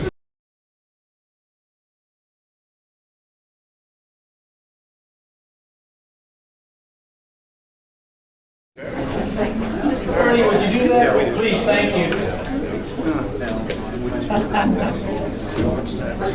We're missing Kathy. We're missing one of the council members. Ken, before we start, where are we at now?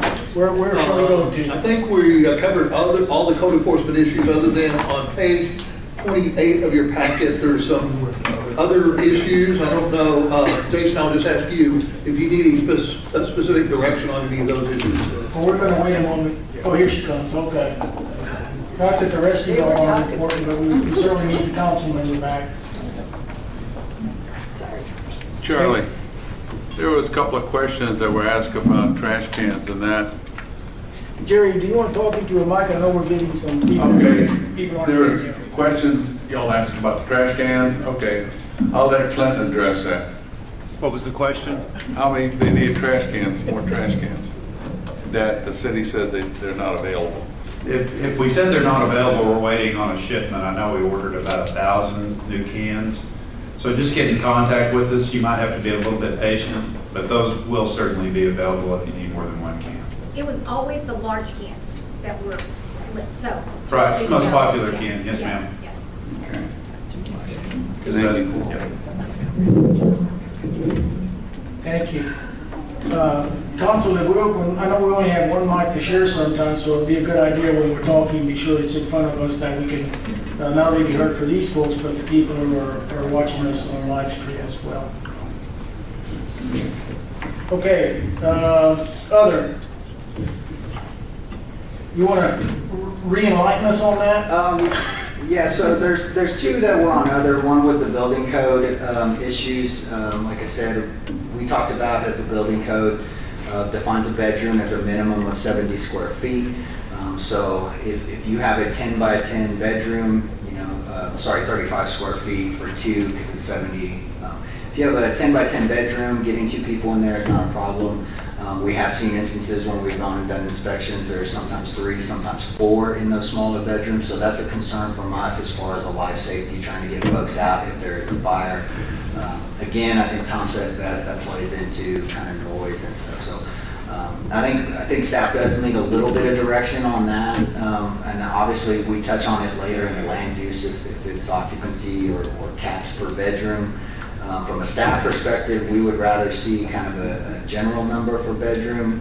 If not, getting site plans from applicants. I mean, they'll have to have detailed floor plans so that we can calculate the available square footage and square foot per person to make sure they're meeting. As far as the ADA issue, I don't need any more direction from council. I got that from the federal government, and so I just kind of wanted to give you all that that's something that will be included in the ordinance that wasn't addressed in the current versions. Tom, I'm gonna let you kick it off.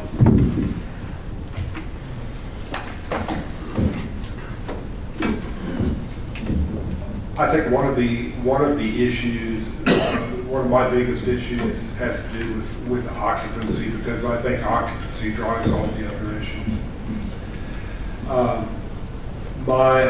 My preference is to define a unit as a space that sleeps two people.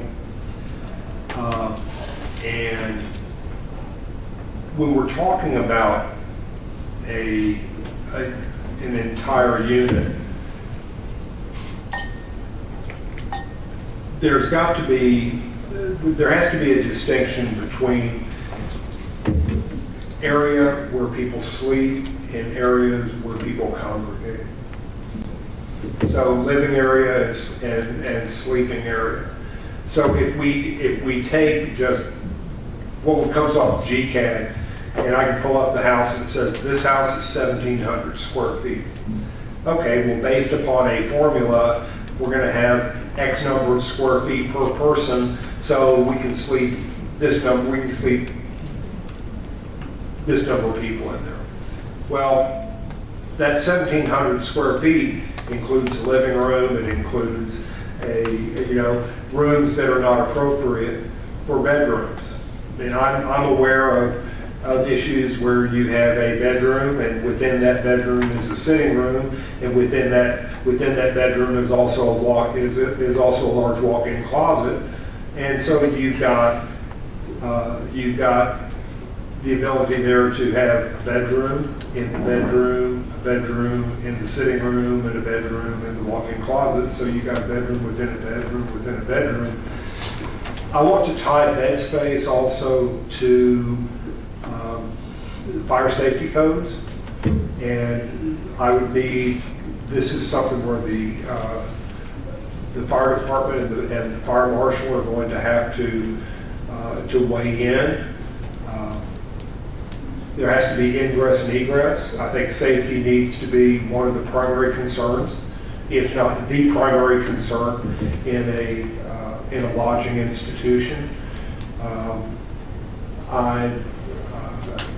I want people to make money, but I want these things. I want them to be safe, and I don't want the ability to say, okay, well, there's an extra bed, a blow-up bed in the closet that you can put in the living room at night. I just don't think that's appropriate. Go ahead, Kathy. In Kathy, fact, move the mic a little closer, please. in fact, I think, this is on. That's better. I think some city SDR ordinances allow sleeping only in bedrooms and not in other living areas. So I think that's something that we could look at as we look at other cities' ordinances. I would recommend that we define unit as a bedroom, and I think we would all be on the same page, right? Define unit as a bedroom. And for all purposes, we define unit as a bedroom. So whenever we use the term unit, we're talking about a bedroom. I think that a bedroom is occupied by two people. That would be my recommendation.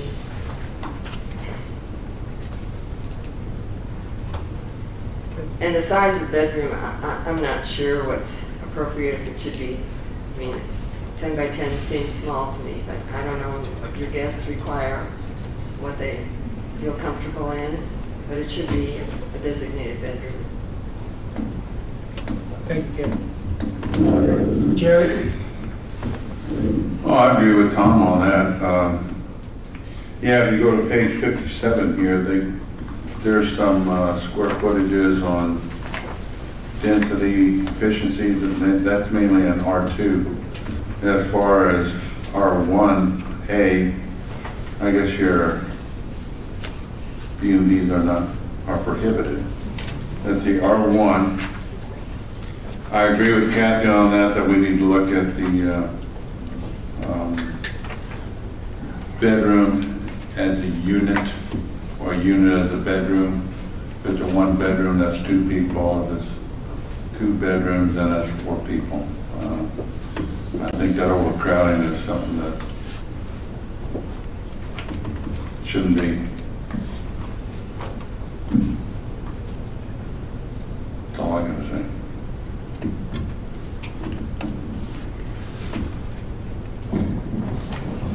Bobby? Well, I think the bedroom is a bedroom for 2 people. I'm a little, I think whatever we decide is the definition of unit.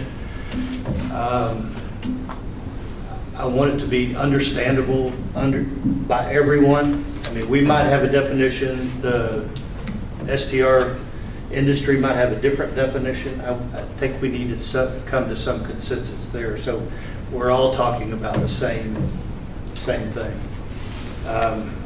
But I think a bedroom is 2 people, and if you have 3 bedrooms, the STRs are 6. So.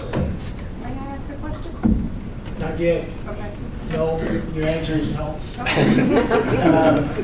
So not yet, no. Okay, thank you. Thank you for smiling at that.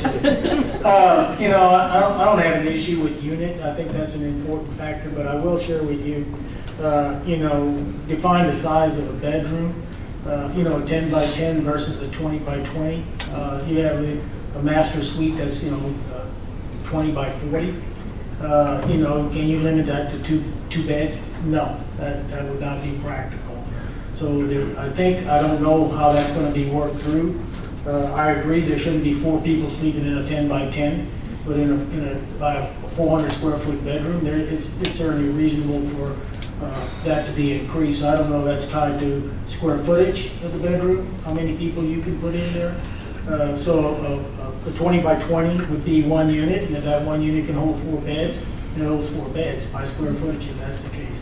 If it's 10 by 10, so forth, then it should be the 2. So I think you need to, you know, that's a problem. What is a bedroom? And I think Tom alluded to it, you know, I've been in master bedrooms, master closets that were larger than my own master bedroom, and I think, Jesus Christ, these are big. And but I think it needs to have some kind of correlation with the square footage. Otherwise, there would be no sense in having 2 beds in a 400 square foot versus it being in a 100 square foot. Boy, this is a thought. What if you, right now, I got my grandson with us, 6 years old. Do you consider him a person? If you do, then you'd have to have, you know, could he be in a 1-bedroom apartment if there's only 2 people? You know, common sense should run into some of this stuff, but it doesn't happen all the time. That's a thought. What do you do with something like that? So other cities would say 12 or older is an occupant, 12 or under is not, and most hotels would agree with you. I'm assuming STR owners have some similar language on guests versus children, so I think that would be something we look at, you know, age, adult versus minor. Mm-hmm. And here you go again too. This is the operator's responsibility. I'm not saying, but I heard when some college kids would go on a trip, it would be. Did I say me? I didn't mean that. We get a room for 2, and there'd be 22 of us in there. Okay, so that's an operator concern, and I think you've already alluded to the cell phone situation. So you know, it's hands on deck in that regard. Again, if you know, the occupancy, that's your guys' call. You know, it shouldn't be the neighbors or the police department running around knocking on doors and counting human beings in there situation. So that's where I'm at. I guess who checks them in? Well, this is from the Port Aransas STR, their STR ordinance. an advertisement promoting the availability of short-term rental property in violation of any provision of this ordinance is prima facie evidence of a violation. So, to me, what that says is if you advertise this number of people in your STR and you rent it to more, then you're saying you're in violation. Nobody, you're in business. You don't want to be in violation. You want to have as many people operate, as many people rent, as many days as possible above 90%. Right? Sure. Yeah. And you don't want them destroying your property either. Right. So I think it behooves you. We can't. A city can't regulate everything. The way our society works, and it works well, no matter what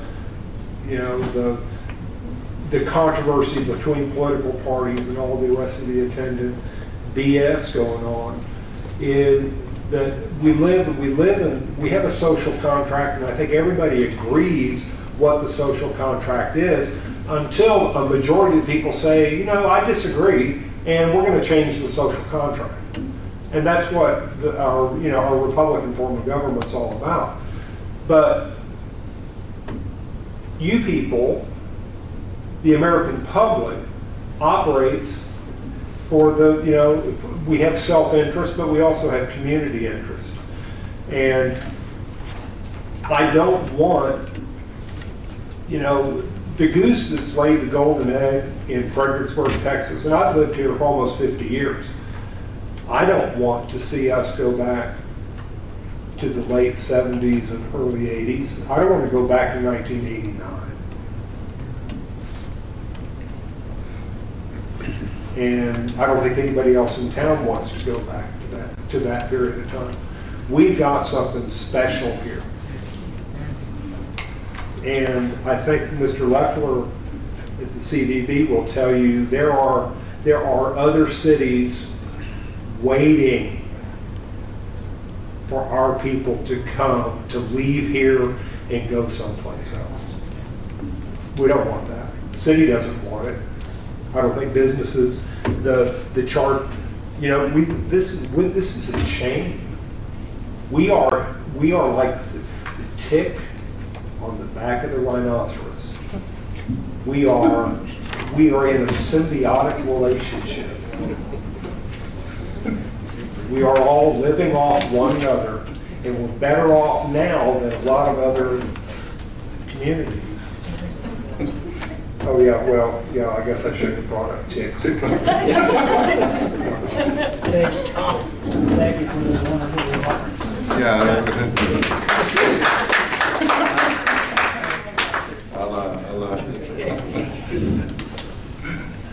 I think we've kind of hit on units, haven't we? Description.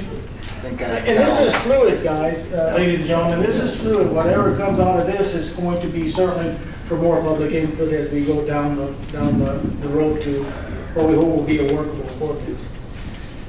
Ken, we've done that. Now where do we need to go? Are we getting to the end and we're talking? Well, we're ready to move to the next topic, Mayor, and that is starts on page 28 of your agenda packet, permitting inspection fees and compliance and penalties. And the highlight, I guess a couple of highlights from that section is we are no longer recommending annual inspections. I'm sure everybody will be happy to hear that.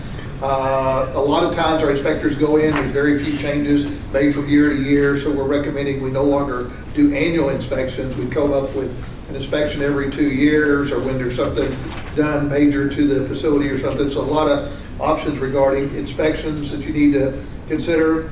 We're also, another highlight of that section is the fee increases. I think everybody understands that we need to increase the fees. The fees are not covering our costs. And so staff has recommended a minimum level of $500 for STR permit fees. And you can see the other items listed under that section on page 28, 29, and 30. So we'd just like to have council weigh in on some of these other issues. We also are recommending we no longer use Avenue Insight. Sorry, everybody. No, everybody's disappointed in that. Again, as Jason mentioned, we're going to try to bring that permitting process in-house, and I think that will improve the whole process. And so all those things are kind of outlined on these 3 pages here. The council wants to review those and give us your input on some of those items. I'm gonna start with you, Bobby. Great. I like the idea of inspections every 2 to 3 years. I don't think we need to do it every year.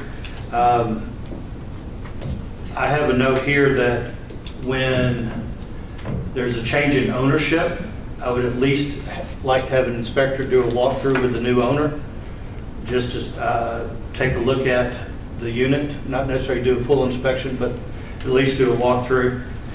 I definitely think we need to increase our fees. I like, forgot your name. The idea, no, further back. Hang on. Troy. Not all STRs are created equal. Smaller ones, lesser fee. Larger ones, bigger fee. I think that makes sense. So, we've got to cover cost just as you do. $150 is not enough money.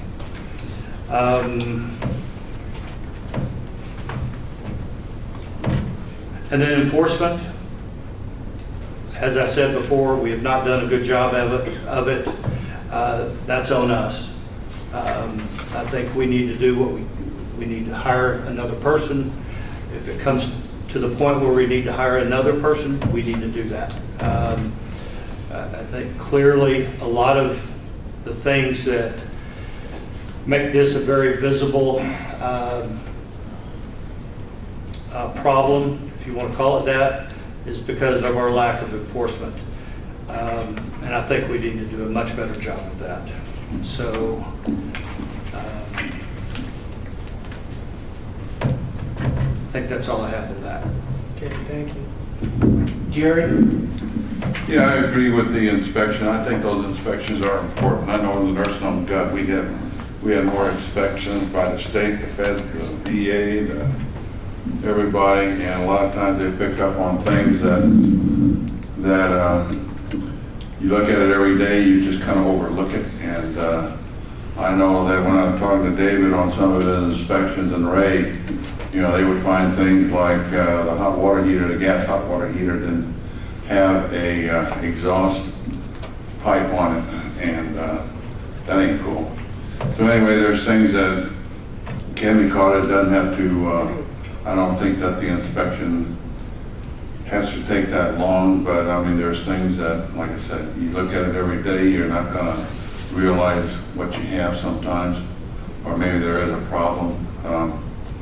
I think that's good. I don't think it needs to be every year, maybe every, like I said, 3 years. I think that'd be great. The increase in fees, I agree with that. I don't think it should be a cost that the city residents should have to incur. So I think that should be in y'all's business. Y'all take care of your business. And the enforcement, I agree with Bobby on that. The enforcement needs to be where the police can go in and handle the situation, and if need, work with y'all. But if y'all need help, that the police are there to work with you, and it's not everybody's going to be a bad apple. And like you said, about 10% are the bad apples, and there's just a bunch of people that get out, and when they get out, they get stupid. And I think somebody, give them a warning, and after that, step on them. Let them know who's boss.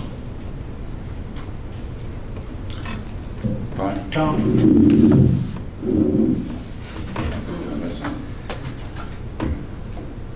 I think that in inspections and permits, I don't think that yearly inspections need to happen.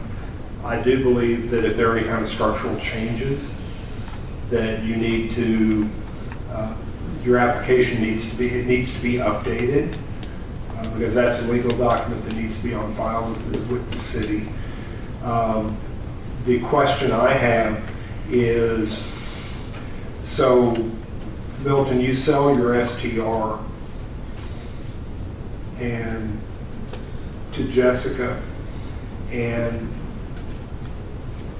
how long does it take to transfer? Who's now responsible for paying bed tax? Okay, as soon as she takes possession, she takes possession of the, okay. So the question I have here is in the marketplace, I think we need to give enough time for the paperwork to get done. Okay, and whether whether that's 10 days, to me 10 days seems to be not long enough. So, but I don't want it to, I mean, you have a fiduciary responsibility to the governmental agencies, but you also have a fiduciary responsibility between the parties that are that bought and sold. So I would be agreeable to coming up with some language there. Structure inspections.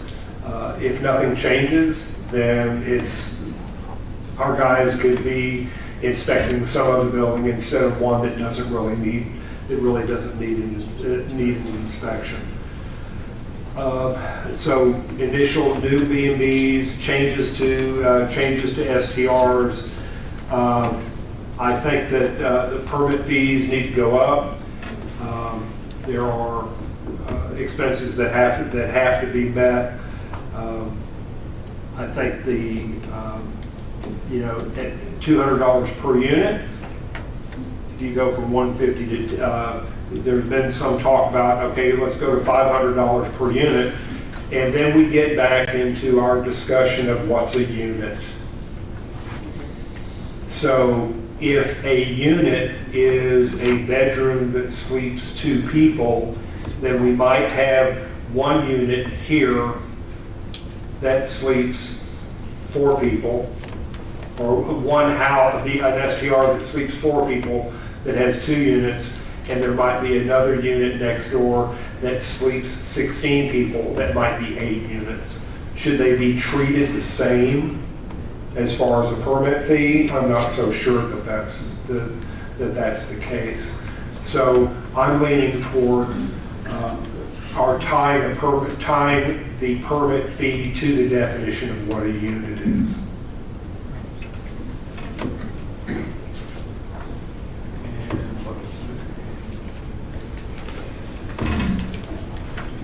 And I also think that the city does need to have some kind of there needs to be some kind of a hefty fine on the books for operators that do not operate within the legal limits, because I think what that does is it gives all operators a black eye. And so I'll tell you that if you're an operator that's operating without a City of Fredericksburg permit, which means you're not remitting hotel tax to the city, and if you're not remitting the city, you're probably not remitting it to the state. I think that there needs to be a hefty fine starting at $1,000, I don't know, per month, I don't know, but something to get your attention and to operate legally within the confines and help us make a better community. Kathy? Okay, there's not much to add. I agree with almost everything Tom said. The inspection rate, looking at our ordinances in other cities, and most of the ones we've looked at have a 1 or 2 year inspection period, or if they have a longer period, at least a fire inspection every year. I don't know if that's feasible, but I don't think we should forget about that part. What? Well, you gotta make sure that all the equipment is in there, if it's supposed to be in there. Other than that, I don't have anything to add to what's been said. I do want to say, on the permitting system, whether we stay with a third party or we bring it in-house, I want it to be very user-friendly and as much online as possible to make it easier for the STR operators, and that we get the kind of information we need as well. So, very user-friendly. Well, we need to cover our costs. I don't think we need to make anything on it. I think if we just cover the cost and, you know, whatever that is, go ahead and work with that, because we're gonna be getting tax money, hotel, motel tax. You know, I think that, just so we cover our costs. Okay, I've got a couple of points. One is, tell me about the inspection process. Does it take longer to inspect a 2-bedroom than it does a 4-bedroom? If those are defined as units? Yes, sir. And why is that? Why is it, do you walk into the 4th bedroom, be sure it has a window and all of those things? Yeah, so the inspections look at several things. First of all, foremost is fire. So we've got the emergency exits marked. We've got the required fire extinguishers. Smoke detectors have to be operational. Ultimately, there's a building component of it as well, and that's egress access. So you can't utilize a room that doesn't have a window as a bedroom. There's some comments, I'm not sure which council member made it, about you have a bedroom and then you have a sitting room and then you walk into your walk-in closet. So we have seen examples of where that tries to become 3 bedrooms. The building code does not allow egress. Your egress cannot be through another room. So there are some things that they look at when they go through that to make sure that there's life safety issues. Okay, when it comes to, transferring the permit, I have no issues with that. Now, when it says here, requirement of 10 business day for that to occur, that's 10 business days, that's not weekends and holidays. I don't know about you folks, but, sometimes the longer you give people an opportunity to procrastinate, they will. 10 business days is certainly, I think, doable. Could go to 15 business days, but I wouldn't go any further than that. You're talking about fees. If it's going to be a permitting fee of, for 3 years, well then, obviously, it needs to be increased because they're not the operators aren't having to pay the $150 per year situation. So I think that needs to be increased. One, they won't have to be putting up with that. On re-inspections, I think it's important that staff and the operator work as diligently as they can to accommodate that inspection. However, there's always a wave-off. Hey, it's not going to work. It may not work on our side. It may not work on their side. I think an opportunity to have 1 or 2 wave-offs, I think that's appropriate. To say, you can't come in today. We got this thing booked for a whole week. We don't want to miss that booking. I think after the 2nd or 3rd wave-off, then it becomes, hey, next time it's going to cost you X number of dollars, to let them know that we were serious about inspections and permitting. So opportunity, again, give them the opportunity to waive off. Y'all decide 1, 2, or 3 times. I wouldn't do more than twice. And then have that opportunity to say, this is it, or we're going to charge you, instead of $400 or $500, we're going to charge you $1,000 or something like that. Because they're important for the safety and the liability of those operators to protect themselves. So, permits. Okay. I think that was my concern, was the permitting and the time and the transferring of the permit. I think is very appropriate. And as discussed, if something is done where they have to draw a permit to do something to the building, a re-inspection to be sure that's up to code and whatnot. Tom? Jason, I had one further question, and this has to do with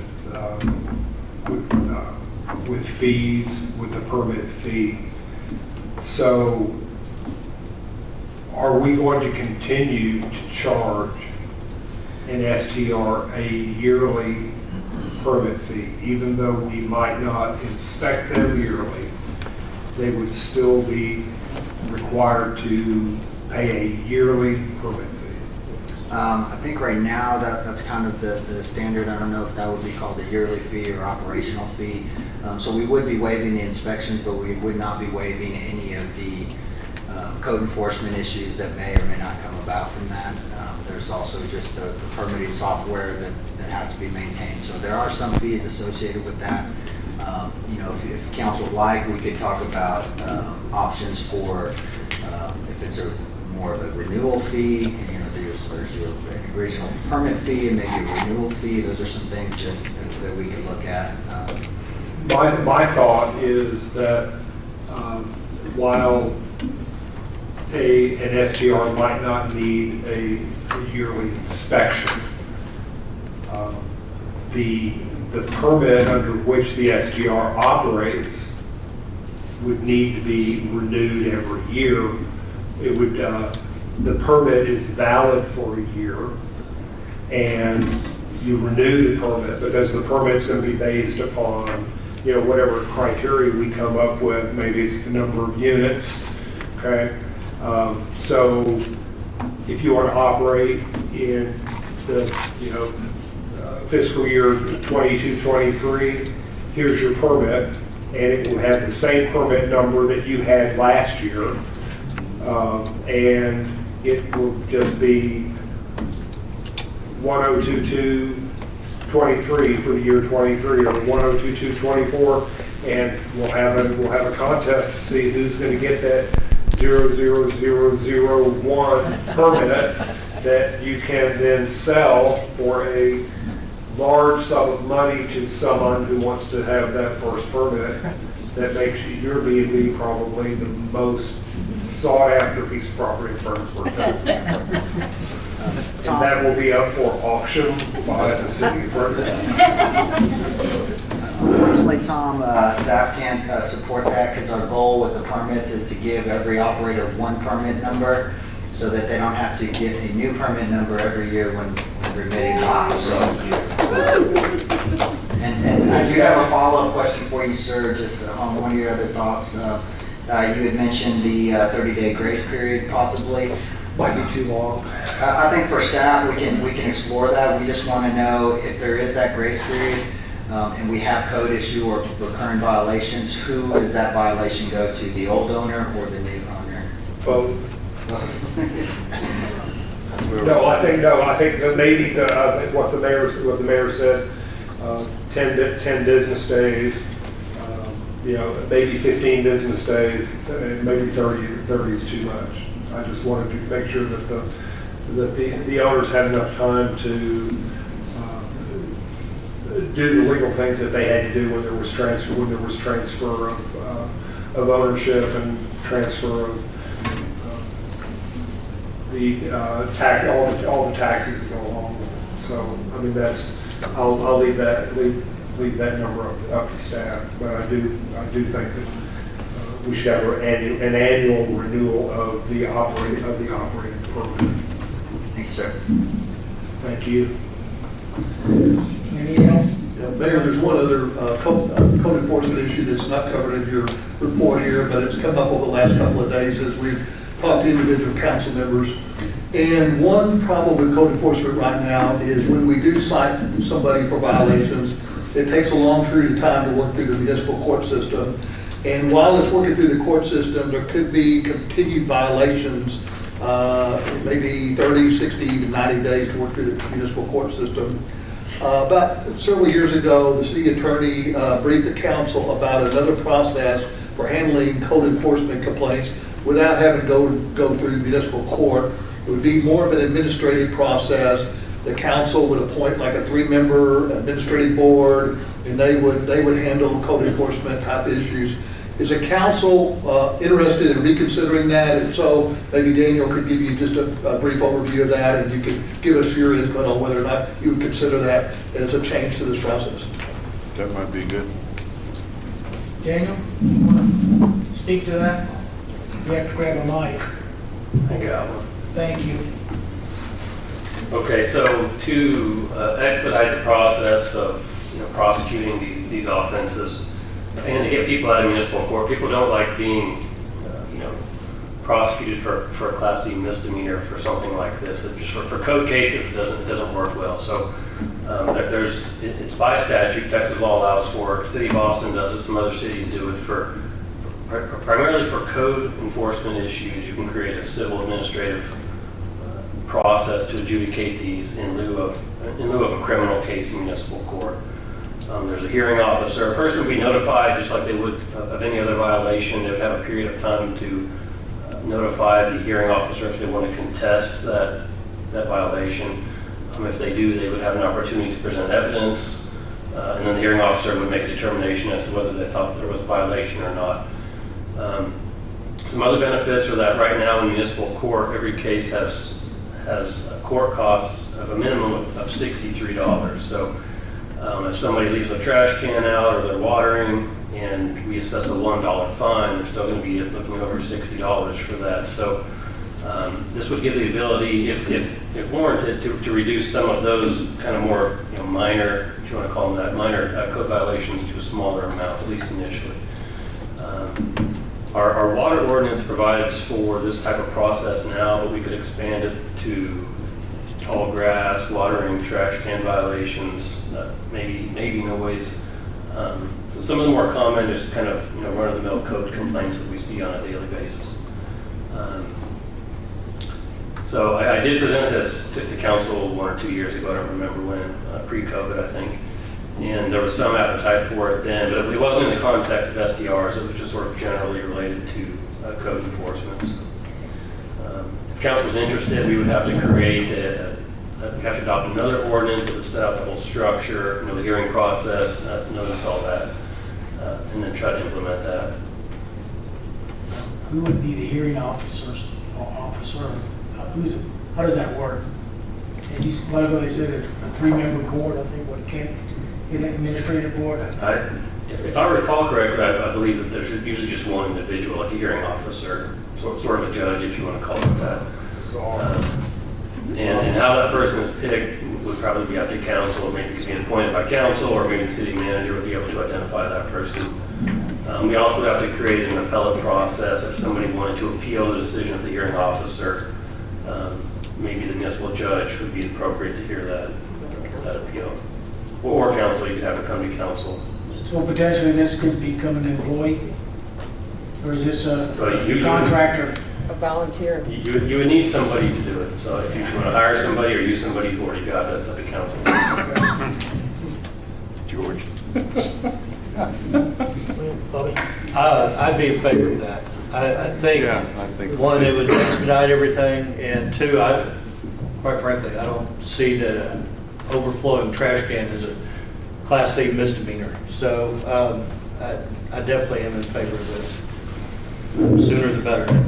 I think an overflowing trash can it's important for our community, for the person that has the overflowing trash can to understand that we don't want overflowing trash cans. Oh, I would agree. And so instead of hitting them with a $63 court cost plus a fine, I'd rather say perhaps you pay the fine and use the $63 to get another trash can from the city of Fredericksburg.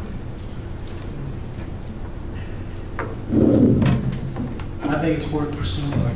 I do too. I think it, like with any of the commissions we have, P and Z, these people are not paid. We could have maybe 3 residents who council feels are qualified, and they would hear these cases on a rotating basis, one at a time. It's a possibility. So I'm in favor of it. Okay. That was easy. Yep. Okay, if Mayor, following this meeting, we'll send Daniel's report that he had prepared a couple of years ago. We'll make sure you get a copy of that, so it provides a lot more background on this. Well, you talk about this trash, okay, since that's brought up. Anyway, over there, right across from the City Hall there, on that restaurant, I guess it's a restaurant, but anyway, They had 3 trash cans out there, and if they'd taken all the damn cardboard that was in it and taken it over to recycle, which would save us in landfill and everything else, but no, they had it all in the trash can, so they expect the city to pick it up, and hell, it was stacked over the can there. All they had to do was take it, they would have had 1 trash can full out there if they'd take all the cardboard out. Bobby? One last comment. To tag on to Tom's comment, Fredericksburg is a very special place, and people move here to live here, and people come here to visit, and it's extremely special. The concern I have with STRs, and going back to Milton's comment about STRs are only 9% of the residential, 99% of all residential are STRs. Unfortunately, they're concentrated primarily in the R1, R2 area around downtown, and I totally understand that. You know, people want to be able to walk to Main Street and to be in the historic district. My real concern about the concentration of STRs is the loss of neighborhoods. Moving here, I moved here 21 years ago. My expectation was to live in a neighborhood that had neighbors that I could get to know, go stand out in the driveway and have a drink with, you know, whatever, and have friends. I don't like the idea of STRs taking over complete blocks and or just being one resident on that whole block. That's my real concern. I'm not against STRs in any way. I just don't like the concentration of them in certain areas and taking over neighborhoods and taking over blocks. So that's my main concern. So, thank you all. I'm gonna give every council member one last opportunity for a short comment. I'll start with you, Kathy. Okay, I agree, Bobby. The overarching concern here is the quality of life and maintenance of our neighborhoods, so that when you live here, you get to know the people around you, and you have an expectation of knowing your neighbor and being able to associate with them. When that disappears, when you lose your neighbor, you lose some of your interest in the neighborhood. You may become apathetic to what's going on in the community. And in many, many cases, STR owners don't live here, so they don't vote here, and they don't care really about other issues other than their own parochial issue. So we've talked a lot about enforcement and permitting, and those are important things, but the overarching, most important element of this whole discussion should be neighborhoods. And I was disappointed a little bit, Milton, in your presentation earlier that you didn't talk about the neighborhoods and protecting them, and even maybe limiting the number of STRs. You didn't have a plan for that.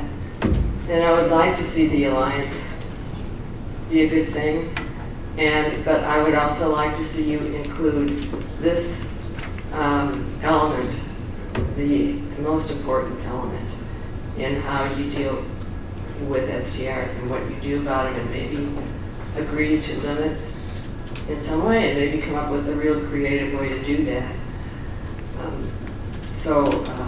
You know,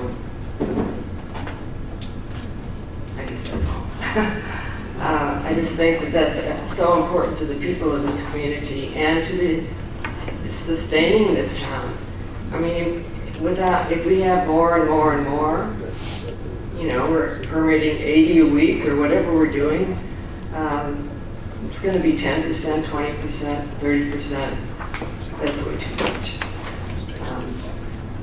Then if the neighborhoods, and these are the historic neighborhoods mostly, but others too, if they collapse, the city collapses. The market is not always a good judgment of what should be done. You get too many tourists, pretty soon they're not going to like to come here either.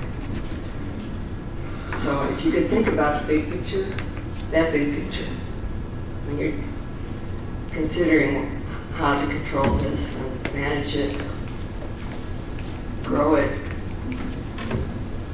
think that's very important to us. Thank you, Kathy. Tom?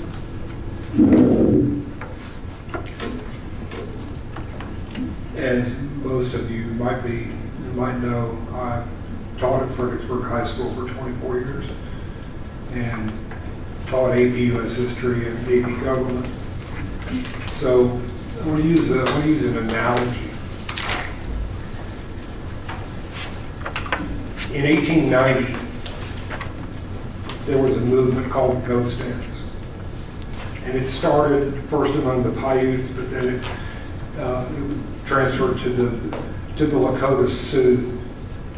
And performing the ghost dance ceremony, the belief was that performing the ghost dance, that dancing the ritual dance of the ghost dance would return plentiful buffalo herds. It would induce a natural disaster that would sweep away white men on the Great Plains and restore the Native Americans' traditional way of life.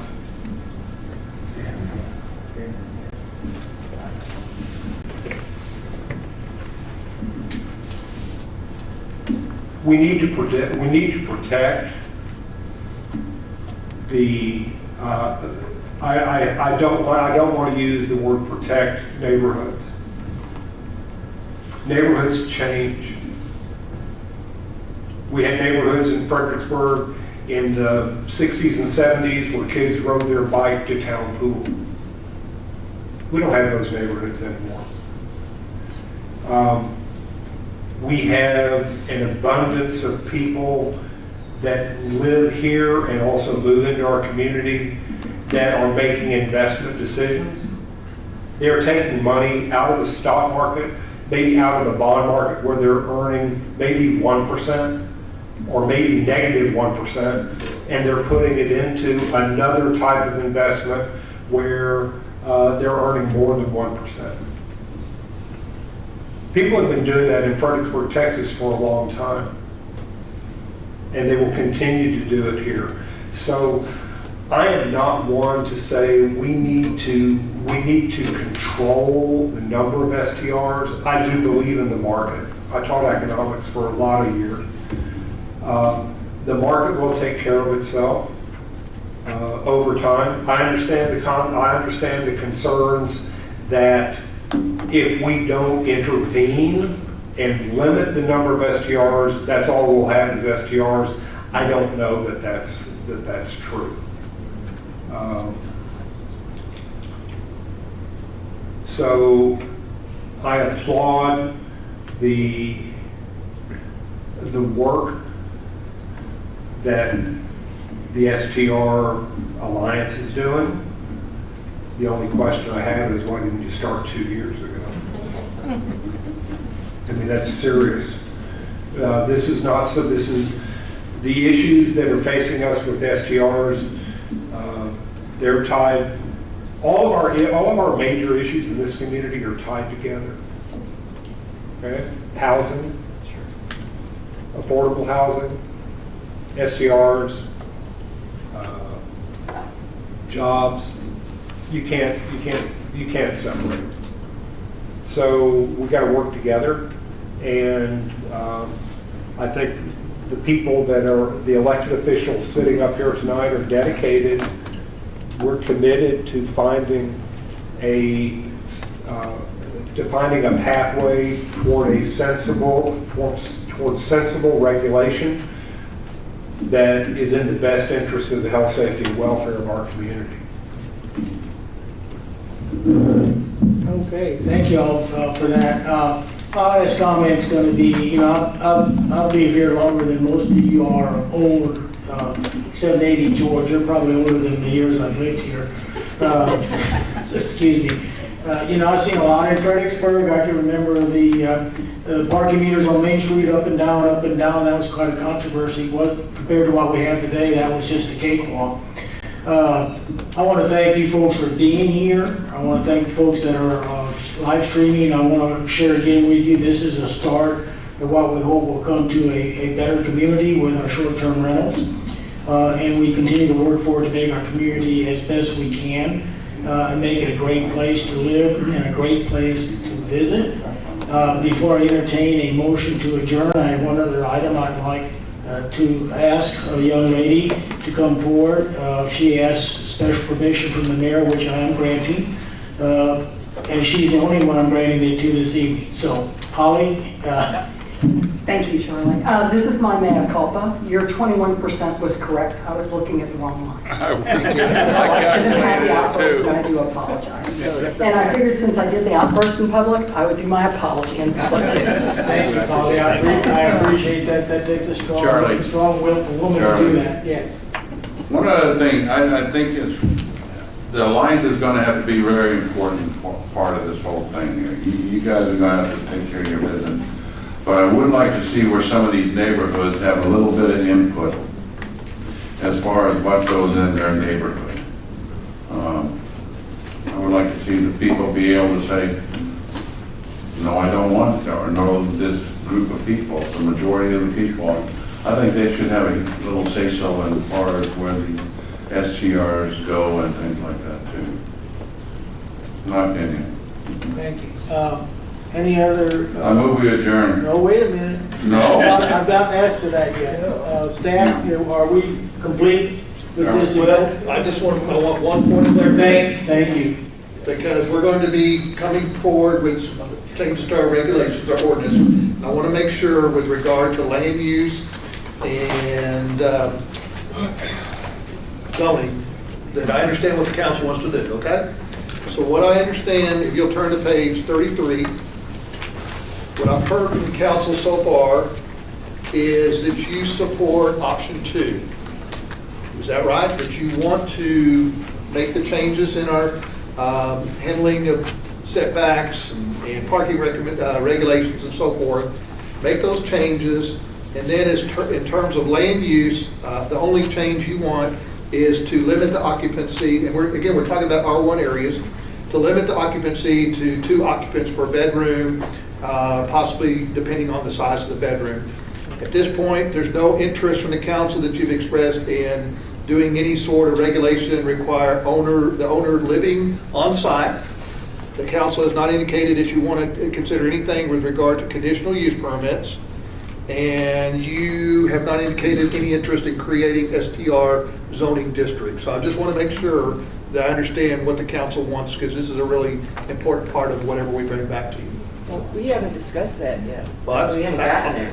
Well, that's what I'm thinking. I mean, the only thing I've heard so far is that you want to limit occupancy. You haven't talked about any of the other issues. I mean, that's why I'm thinking. Okay, so we're not finished. No. Okay, that's why I asked. So our concluding remarks are concluded though. Yeah, we've already done those. Okay.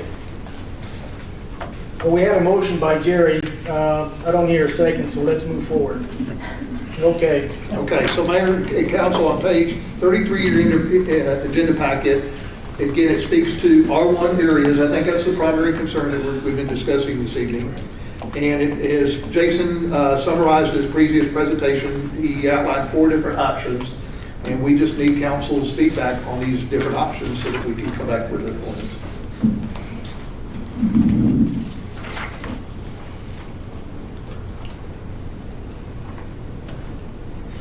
Well, I don't think 3 and 4 you're gonna get that way owner occupied. You say you don't support that?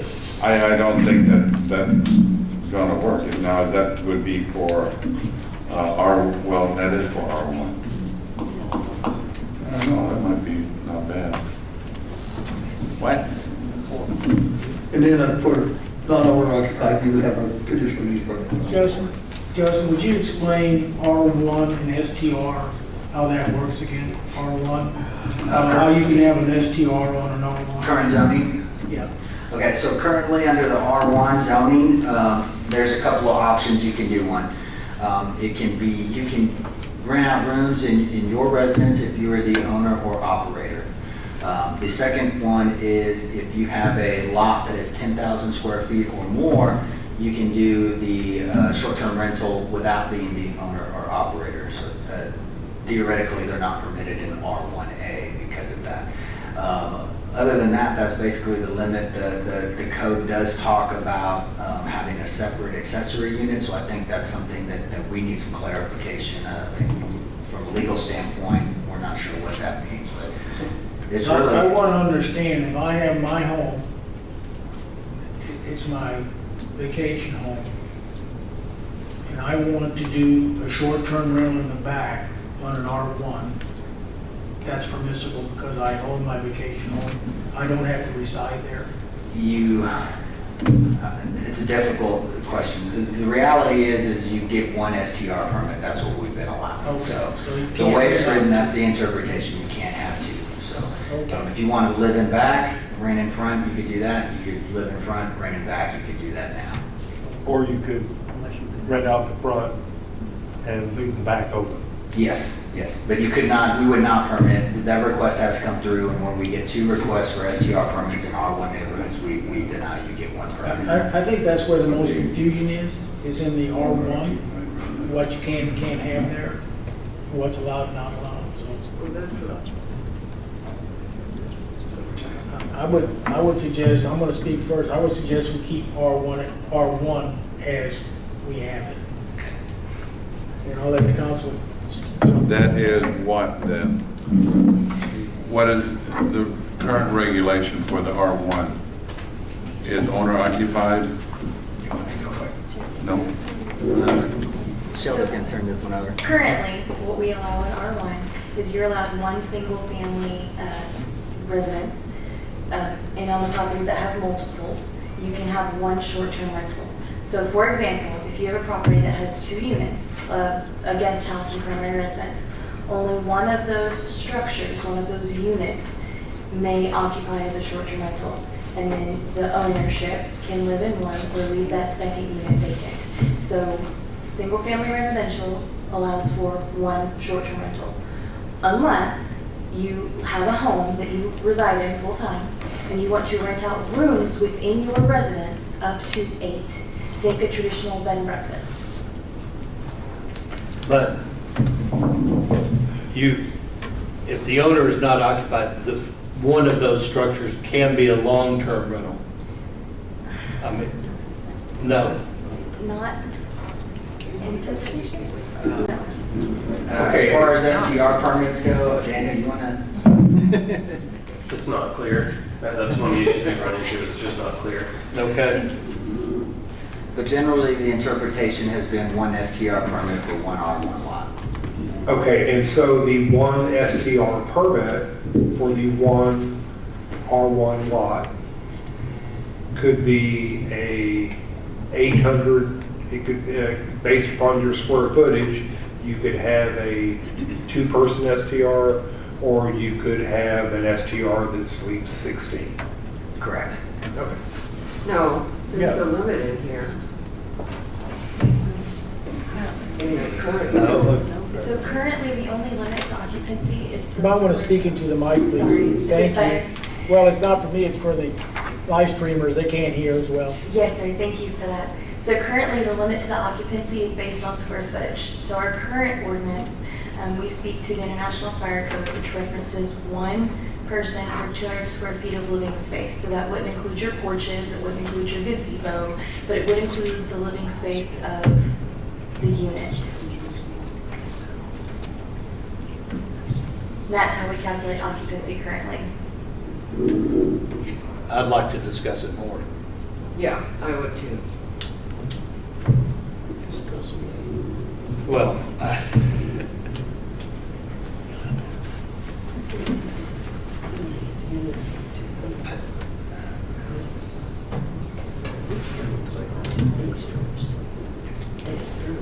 So there's. sorry for the delay.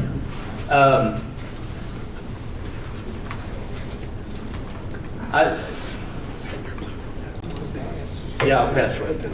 While I collect my thoughts. That's fine. It's gonna be on looking at me. I'm gonna jump into this right quick. I think it's very critical for R1, single-family residential, to limit STRs. I think if you have a home, and I'll pick on me, I have a home and I don't have an STR, and I'm gonna convert my garage to an STR, that's permissible to do that. Or I could live in my garage conversion and STR the front home.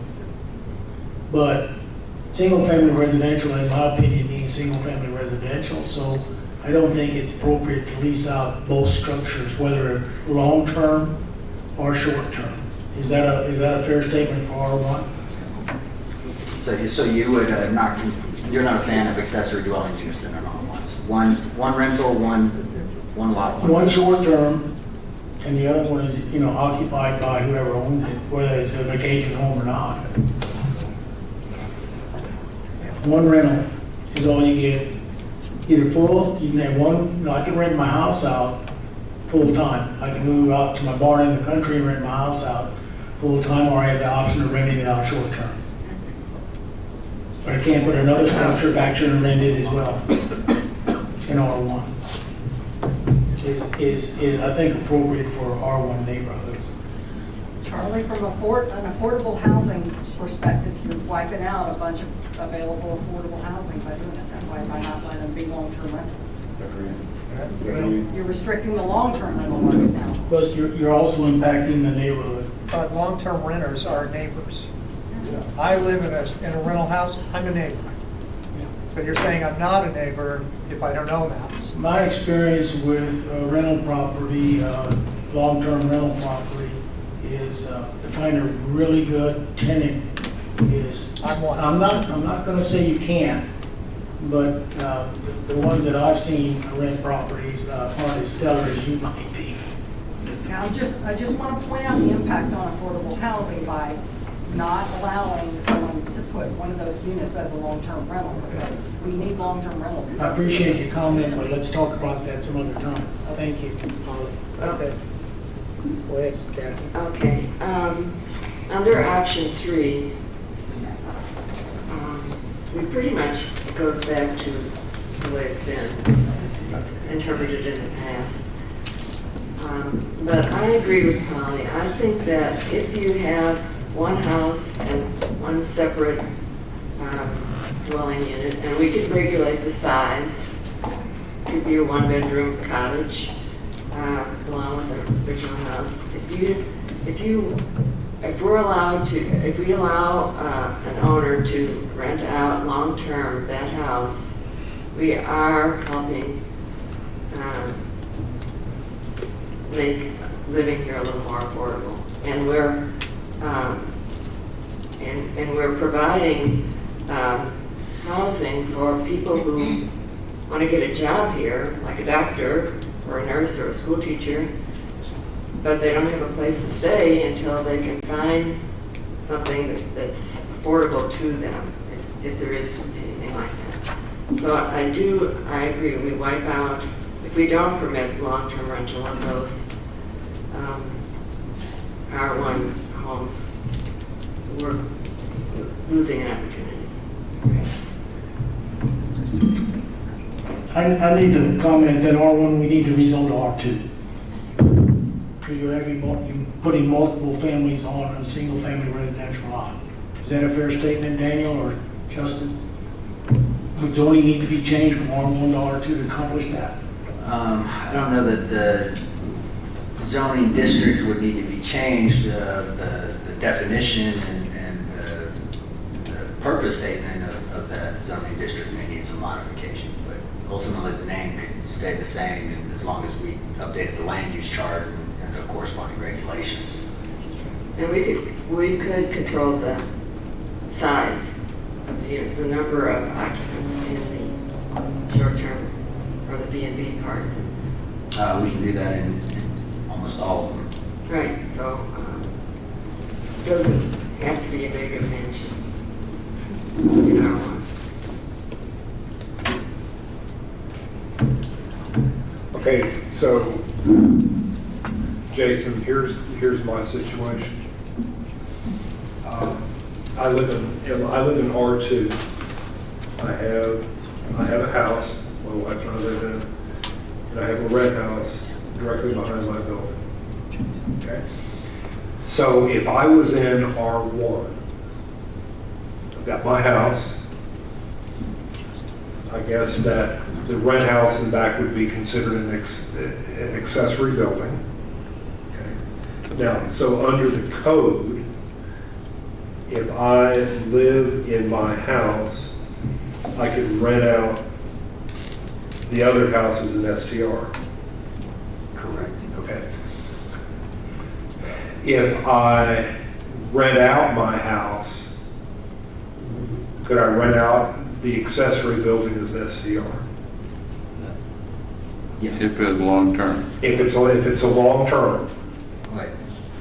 If I have a long-term renter that is in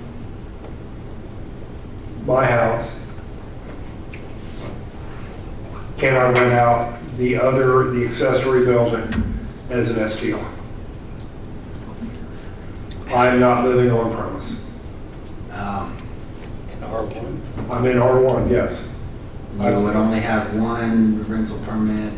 That would be, we haven't had any of those requests. That'll be something that I have to sit with the city attorney and get an interpretation. We don't have a rental permit for long-term rentals anyway. No. So we don't have any way to know when that becomes long-term rental. Okay, so that's an issue I think that speaks to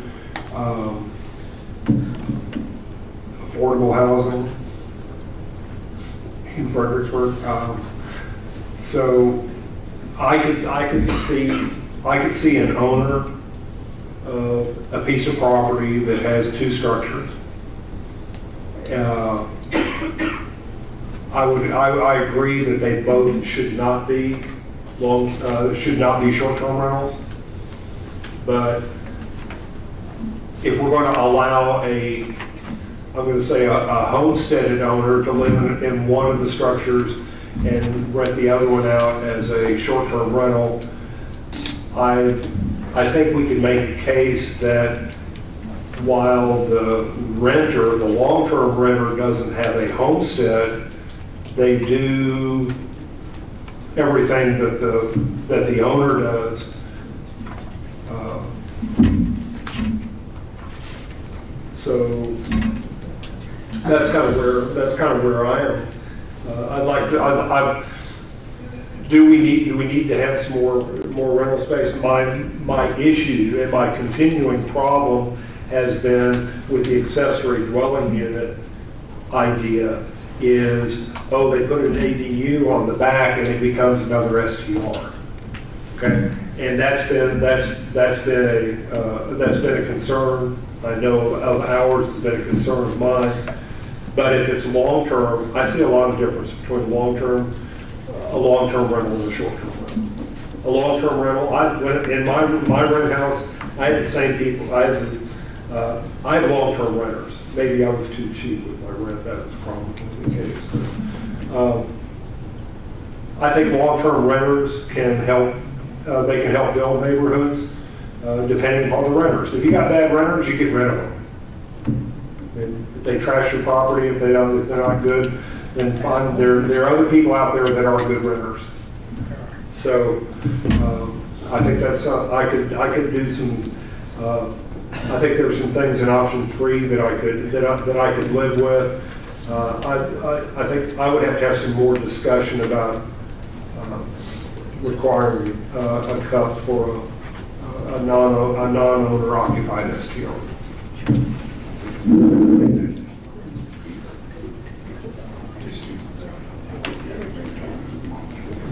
Yeah. Okay, Bobby. Thank you for the discussion, because I think I'm inclined to agree that that one unit has to be either owner occupied or long-term rental, and the second structure can be short-term rental. Because we do have a serious issue with housing in Fredericksburg and affordable housing, however you want to define that. I think this would be a step to a solution. So and as several people have said, renters can make outstanding neighbors. Yeah. So, and then if you have a bad renter, it's your responsibility to get rid of that person and find you a good one. So I'm inclined to go that direction. Molly? Yes, sir. I agree with you. Is that your comment then, Jerry, on this? I agree with that. I mean, either if a long-term or a resident living, a person living there have an STR in the back, I think that should be all right. I think your long-term renters, I mean, they're gonna keep the place up. And if they don't do it, keep the place up and help control some of that, then get rid of them. Because there's always gonna be somebody else out there to take this. That's all I gotta say.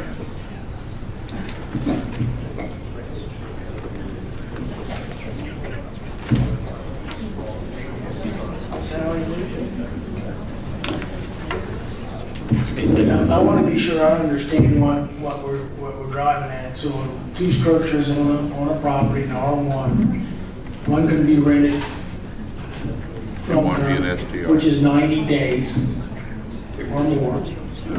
30 days. And, well, I think, is it 30 days or 90 days? 30 days. 30, okay. And then if that is rented out as long-term, then there's the ability to do short-term rental on a second unit, but not long-term rental on the second unit. It can only be used as short-term rental? Or both can be long-term rental? Both can be long, but only one can be short. Thank you. That's a big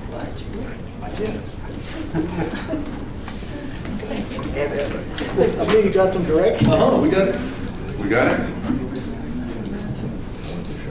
Ain't gonna say nothing. Kent, where else should we be at before we come to a conclusion? That's all I've got. My check with Clinton, Jason, or Shelby. Okay, Glenn, anything? Shelby? You guys down there? Jason? You good? Okay, no more comments from council? No. Appreciate Polly's comment. Anyway, again, thank you all very much. So with that, I'll we have a hand up. We do have one. Thank you. We have Anna, who is our historical preservation officer. Can't forget Anna. Hey guys, Anna Hudson, Historic Preservation I don't Officer. think it's on. Oh. Anna, I don't think your mic's on. I don't think. Anna Hudson, Historic Preservation Officer, city resident. I will note the design guidelines are coming to you guys very soon for the historic district, and one proposal that we have in that for R1 and R2 would be to talk about the size of that ADU, because right now, that second unit can be as large as the first unit. So there's no size discrepancy. So just to say that in the historic district, we are considering that. So you might think about that outside the historic district too, in the R1, if there's no cap on the size of the second unit. How many people could be in that unit? Because that's multifamily, if you have 2 long-term rentals. I thought y'all had that in your guidelines there, Anna. You had, like 70 so many feet off the side of the wall and the back and stuff. Correct. So the proposal right now for R1 and R2 would say that the footprint of the second unit of the ADU could not be larger than the footprint of the main house. Right. So your main home in some of these old Fredericksburg neighborhoods are 800 square feet, so the second unit could be bigger than 800 square feet. Correct. Okay. And are we just talking about R2 in the historic district? Correct. And that would be the swath of R2 that's next to the creek? The creek and the middle school, Right, yes. right. That's where we're seeing a lot of the SCR compounds. I think we need to have an R2 historic overlay. So